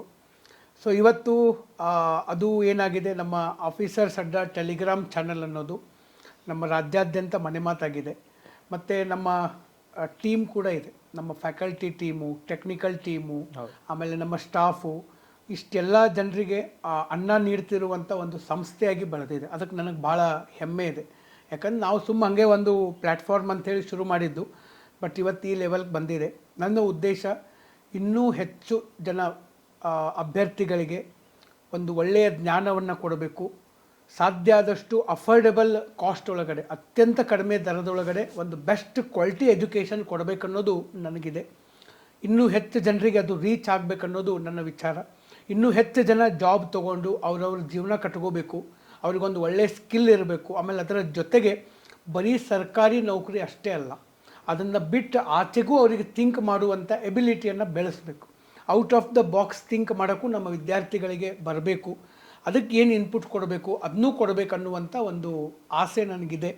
ಮುಂದಿನ ದಿನಗಳಲ್ಲಿ ಅದನ್ನೂ ನಾನು ಮಾಡ್ತೀನಿ. ಇನ್ನು ಈಗಾಗಲೇ ಸಾಕಷ್ಟು ಸಂಪನ್ಮೂಲ ವ್ಯಕ್ತಿಗಳಿದ್ದಾರೆ, ಅವರೆಲ್ಲ ಒಂದು ಒಳ್ಳೆಯ ಜ್ಞಾನವನ್ನು ಕೊಡ್ತಾ ಇದ್ದಾರೆ. ಯಾಕಂದ್ರೆ ನಮ್ಮ ಫ್ಯಾಕಲ್ಟಿ ಟೀಮ್ ಭಾಳ ಬೆಸ್ಟ್ ಫ್ಯಾಕಲ್ಟಿ ಟೀಮ್ ಇದೆ, ದಿ ಬೆಸ್ಟ್ ಫ್ಯಾಕಲ್ಟಿ ಟೀಮ್ ಇದೆ. ಸೊ ಅವರೆಲ್ಲ ಬೇರೆ ಬೇರೆ ಕಡೆಯಿಂದ ವರ್ಕ್ ಮಾಡ್ತಾ ಇದ್ದಾರೆ. ಸೊ ಹೀಗಾಗಿ ಇನ್ನೂ ಹೆಚ್ಚಿನ ಒಂದು ಸೇವೆಯನ್ನು ನಾವು ವಿದ್ಯಾರ್ಥಿಗಳಿಗೆ ಕೊಡಬೇಕನ್ನೋದಿದೆ. ಇನ್ನೂ ಹೆಚ್ಚಿನ ಉಚಿತ ತರಗತಿಗಳನ್ನು ಕೊಡಬೇಕನ್ನೋದು ನನ್ನ ಒಂದು ಆಸೆ ಇದೆ. ಸೊ ಅದರ ಡೆಫಿನೆಟ್ಲಿ ನಾನು ಮಾಡ್ತೀನಿ. ಓಕೆ, ಕರೆಂಟ್ ಅಫೇರ್ಸ್ ಇನ್ನೂ ಹೆಚ್ಚಿನ ಕರೆಂಟ್ ಅಫೇರ್ಸ್ ಮಾಡಬೇಕನ್ನೋದು ಇದೆ. ಅದನ್ನು ಆಮೇಲೆ ಈಗಾಗಲೇ ಪಾಡ್ಕಾಸ್ಟ್ಗಳನ್ನು ಶುರು ಮಾಡಿದ್ದೀವಿ. ಕೆಲವು ಜನ UPSC ಸಾಧಕರು ಇವ್ರ ಜೊತೆ ಎಲ್ಲ ಮುಂದಿನ ದಿನಗಳಲ್ಲಿ ಬೇರೆ ಬೇರೆ ಕ್ಷೇತ್ರದ ಗಣ್ಯ ವ್ಯಕ್ತಿಗಳ ಜೊತೆಗೂ ಪಾಡ್ಕಾಸ್ಟ್, ಅಂದರೆ ಅದರ ಅರ್ಥ ಒಂದು ಒಳ್ಳೆ ನಾಲೆಜ್ ಸಿಗಲಿ ಅಂತ. ಯಾಕಂದರೆ ಇವತ್ತಿನ it's a era of knowledge. ಎಷ್ಟು ನಾಲೆಜ್ ಇದ್ದರೂ ಇವತ್ತಿನ ದಿನ ಕಡಿಮೆನೇ. ಹೀಗಾಗಿ ಸಾಧ್ಯ ಆದಷ್ಟು ನಾಲೆಜ್ ಹಂಚುವಂಥ ಒಂದು ಕೆಲಸ. ಮತ್ತು ನನಗೆ ಅನ್ನಿಸ್ತದೆ ದೇವರು ನಮ್ಮನ್ನು ಕಳಿಸಿದ್ದಾನೆ ನಾಲೆಜ್ ಹಂಚು ಬಾ ಅಂತ ಕಳಿಸಿದ್ದಾನೆ, ಮತ್ತು ಅದನ್ನ ನಾವು ಮಾಡ್ಬೇಕು, ನಮ್ಮ ಕೆಲಸ.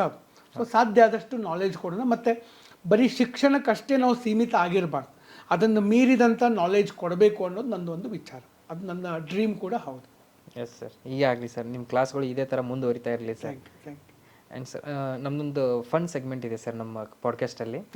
ಒಂದು ಫನ್ ಗೇಮ್ ಟೈಪ್ ಇದೆ ಸರ್. ನಾನು ಕೆಲವೊಂದಿಷ್ಟು ಫನ್ ಕ್ವಶನ್ಸ್ಗಳನ್ನ ಕೇಳ್ತೀನಿ, ಅದಕ್ಕೆ ನೀವು ನಿಮ್ಗೆ ಯಾವ ಥರ ನೀವು ಆನ್ಸರ್ ಮಾಡ್ಬೇಕು ಸರ್. Okay okay okay. ಈ ಸೆಗ್ಮೆಂಟ್ ಹೆಸರು ಅಡ್ಡ ತಿಡ್ಡಿ ಅಂತೇಳಿ ಸರ್. ಅಡ್ಡ ತಿಡ್ಡಿ. ಕ್ವಶನ್ಸ್ ಹೇಗಿರುತ್ತೋ ಗೊತ್ತಿಲ್ಲ ಸರ್, ಬಟ್ ಆನ್ಸರ್ ಅಂತೂ ಅಡ್ಡ ತಿಡ್ಡಿ ಆಗಿರುತ್ತೆ ಸರ್. ಕ್ಯಾಲಿಫೋರ್ನಿಯಾದಲ್ಲಿರುವಂಥ ಎಲ್ಲ ಜನರು ಆ ಸಿಟಿನ ಬಿಟ್ಟು ಹೋಗ್ಬಿಡ್ತಾರೆ. ಆ ಸಿಟಿನ ಬಿಟ್ಟು ಹೋಗ್ಬಿಟ್ರೆ ಆ ಪ್ಲೇಸ್ಗೆ ಏನಂತ ಕರೀತಾರೆ, ಏನಂತ ಕರಿಬೋದು ನಾವು? ಕ್ಯಾಲಿಫೋರ್ನಿಯಾ ಜನ ಎಲ್ಲ ಸಿಟಿ ಸಿಟಿ ಬಿಟ್ಟು ಅದನ್ನ ಬಿಟ್ಟು ಹೋಗ್ಬಿಟ್ರೆ, ಇಡೀ ಕ್ಯಾಲಿಫೋರ್ನಿಯಾ ಬಿಟ್ಟು ಹೋಗ್ಬಿಟ್ರೆ ಆ ಸಿಟಿಗೆ ಏನಂತ ಕರಿಬೋದು ನಾವು? ಕಾಲಿಫೋರ್ನಿಯಾ ಅಂತ ಕರಿಬೋದು. ಕರೆಕ್ಟಾ? ಓಕೆ, ಖಾಲಿ ಖಾಲಿ ಎಲ್ಲ ಖಾಲಿ ಎಲ್ಲ ಖಾಲಿ ಬಿಟ್ಟು ಹೋಗ್ತಾರೆ ಅವರು. ಟ್ರಂಪ್ ಸಾಹೇಬರು ಓಡಿಸ್ತಾರೆ ಅವರು. ಹೌದು ಸರ್. ಎಲ್ಲ ತರಕಾರಿಗಳು ಸರ್, ವೆಜಿಟೇಬಲ್ಸ್ ಎಲ್ಲ ತರಕಾರಿಗಳು ಡಿಸೈಡ್ ಮಾಡಿ, ನಾನೇನಾದ್ರೂ ಒಂದು ಎಲ್ಲ ತರಕಾರಿಗಳು ಡಿಸೈಡ್ ಮಾಡಿ ಒಂದು ಬಾರ್ಗೆ ಹೋಗೋಕೆ ಡಿಸೈಡ್ ಮಾಡ್ತೇವೆ ಸರ್. ಬಾರ್ಗೆ ಓಕೆ. ಆ ಬಾರ್ಗೆ ಹೋಗೋದಾದ್ರೆ ಯಾವ ಬಾರ್ಗೆ ಹೋಗ್ತೇವೆ ಸರ್? ತರಕಾರಿಗಳೆಲ್ಲ ಸೇರಿ ಬಾರಿಗೆ ಹೋಗಿ ಡಿಸೈಡ್ ಮಾಡ್ತೇವೆ ಸರ್. ಯಾವ ಬಾರಿಗೆ ಹೋಗ್ತೇವೆ ಸರ್? ಆಪ್ಷನ್ ಇಲ್ಲ ಇದಕ್ಕೆ, ABCD ಆಪ್ಷನ್ ಇಲ್ಲ. ನೀವು ಹೇಳಿದ್ರಲ್ಲ ಸರ್, ನಾವು ಇಲ್ಲೇ ಫಸ್ಟ್ ಹೊಸದಾಗಿ ನಾವೇ ಇದನ್ನ ಸ್ಟಾರ್ಟ್ ಮಾಡಿದ್ವಿ ಸರ್. ನಿಮ್ಮ okay okay. No MCQ eliminate sir. No MCQ. Yes sir. ನಾನೇ MCQ ಬೇಡ ಅಂದಿದ್ದೀನಿ. ಓಕೆ, ತರಕಾರಿಗಳೆಲ್ಲ ಸೇರಿ ಬಾರಿಗೆ ಹೋಗ್ತವ. Yes sir. ಯಾವ ಬಾರಿಗೆ ಹೋಗ್ತವ? Yes sir, your time out sir. Okay, ನೀವು ಸಾಂಬಾರ್. ಓ, ಸಾಂಬಾರಿಗೆ ಹೋಗ್ತಾವ. ಸಾಂಬಾರ್. Very good. ಸಾಂಬಾರಿಗೆ ಹೋಗ್ತಾವ. ಮತ್ತೆ ಯಾವಾಗ್ಲೂ ಮನೇಲೇ ಇರೋ ಗಂಡನನ್ನ, ಹಸ್ಬೆಂಡ್ ಅನ್ನ ಏನಂತ ಕರೀತಾರೆ? ಯಾವಾಗ್ಲೂ ಮನೆಯಲ್ಲೇ ಇರುವ ಗಂಡನನ್ನ. ಓಕೆ, ಗೃಹಸ್ಪತಿ ಅಂತ ಕರೀತಾರ? Homeopathy sir. Homeopathy. Okay okay okay. ಸೀಕ್ರೆಟೇ ಇಲ್ದಿರೋ ದೋಸೆ ಸೀಕ್ರೆಟೇ ಇಲ್ದಿರೋ ದೋಸೆನ ಏನಂತ ಕರಿಬೋದು? ಸೀಕ್ರೆಟೇ ಇರೋ ದೋಸೆಯನ್ನ ಖಾಲಿ ದೋಸೆ. ಇಲ್ದಿರೋ ದೋಸೆ ಸರ್. ಖಾಲಿ dosa, open dosa sir. Open dosa. Okay. ಈ ನೆಲ್ಸನ್ ಮಂಡೇಲಾ ಇದಾರಲ್ಲ ಸರ್, ನೆಲ್ಸನ್ ಮಂಡೇಲಾಗ ಏನಾದರೂ ಸಿಟ್ಟು ಬಂತು ಅಂತಂದ್ರೆ, ತುಂಬಾ ಕೋಪದಲ್ಲಿ ಇದ್ರಂದ್ರೆ ಅವ್ರಿಗೆ ಏನಂತ ಕರಿಬೋದು ನಾವು? ನೆಲ್ಸನ್ ಮಂಡೇಲಾ ಅವ್ರಿಗೆ ಸಿಟ್ಟು ಭಾಳ ಬಂದ್ರೆ, ಸಿಟ್ಟು ಭಾಳ ಬಂದ್ರೆ ಏನಂತ ಕರೀತಾರೆ? Angry Mandela. ಎಸ್, ನೆಲ್ಸನ್ ಕೆಂಡಾ ಮಂಡೇಲಾ. ಕೆಂಡಾ ಮಂಡೇಲಾ. ಓಕೆ. ಒಬ್ಬ ಚೈನೀಸ್ ವ್ಯಕ್ತಿ ಇದ್ದಾನೆ ಸರ್, ಅವ್ನು ತುಂಬಾ ಮಾತಾಡ್ತಾ ಇದ್ದಾನೆ, ತುಂಬಾ ಸುಮ್ನೆ ಕಾಲಿಪಿಲಿ ಮಾತಾಡ್ತಾ ಇರೋದು ಸರ್. ಯಾವಾಗ್ಲೂ ಏನಾದ್ರು ಹೇಳ್ತಾನೆ ಇರ್ಬೇಕು, ಸುಮ್ನೆ ಏನಾದ್ರು ಒಂದು ಪುಂಕ್ತಾನೆ ಅಂತಾರೆ ನೋಡಿ ಸರ್, ಆತರ ಪುಂಕ್ತಾನೆ ಇರ್ತಾನೆ ಸರ್. ಅವನಿಗೆ ಏನಾದ್ರು ಒಂದ್ ಹೆಸರು ಇಡಿ ಅಂತೇಳಿ ನಿಮ್ಗೆ ಸಜೆಸ್ಟ್ ಮಾಡಿದ್ರೆ ಯಾರಾದ್ರು, ಅವ್ನಿಗೆ ಏನೊಂದು ಹೆಸರು ಇಡ್ತೀರಾ ಸರ್? ಅವ್ನು ಚೈನೀಸ್ ವ್ಯಕ್ತಿ ಸರ್. ಚೈನೀಸ್ ವ್ಯಕ್ತಿ, ಅವ್ಗೆ ಹೆಂಗೆ ಒಂದ್ ನೇಮ್ ಕೊಡಿ ಅಂತಂದ್ರೆ? ನೇಮ್ ಕೊಡಿ. ಹೆಂಗ್ ಪುಂಗ್ಲಿ ಅಂತ ಹೇಳಿ. ಹೆಂಗ್ ಪುಂಗ್ಲಿ. ನಿಜ, ಕರೆಕ್ಟ್ ಸರ್ ಆನ್ಸರ್. ಕರೆಕ್ಟಾ? Okay. Chalk piece. Passing marks ದಾಟ್ತಾ ಇಲ್ಲ, ಪಾಸ್ ಆದ್ರೆ ಸಾಕು. Yes sir. ನಾ ಇದನ್ನ ನೀವು ಹೇಳ್ತೀರಾ ಅಂತ ಎಕ್ಸ್ಪೆಕ್ಟ್ ಮಾಡಿದ್ದಿಲ್ಲ ಸರ್. ಹೌದೇನು?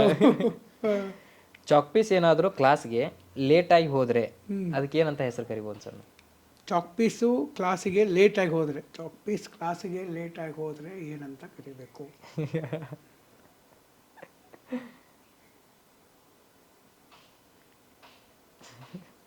S sir, your time. Chocolate. Yes sir, chocolate. ಅಡ್ಡ ತಿಡ್ಡಿ ಇರ್ತದೆ sir answer. Okay. Bharat Navalgi sir ವಾರ್ಷಿಕ ಆದಾಯ ಅವ್ರ ಮೊಬೈಲ್ ನಂಬರ್ನ ದಾಟಿದೆ. ಇಲ್ಲ ಏನಿಲ್ಲ. ಬಟ್ ನಮ್ಮ ವಿದ್ಯಾರ್ಥಿಗಳು ನನಗೆ ಕೊಟ್ಟಿರುವಂಥ ಪ್ರೀತಿ ಏನೈತಲ್ಲ, ಅದು 2 ಮೊಬೈಲ್ ನಂಬರ್ ದಾಟಿದೆ. ಪ್ರೀತಿ. ಓಕೆ, ಪ್ರೀತಿ ಅಷ್ಟೇ. ಉಳಿದಿದ್ದನ್ನು ನಾವು ಕ್ಯಾಲ್ಕುಲೇಟೇ ಮಾಡೋಕ್ಕಾಗಂಗಿಲ್ಲ. Yes sir, thank you sir. ತುಂಬ ಚೆನ್ನಾಗಿ ಆಡಿದೆ ಸರ್ ಈ ಆಟನ. Okay. That's left, right, go. Got a rollie for the brunch and a panic for the show. That's left, right, go.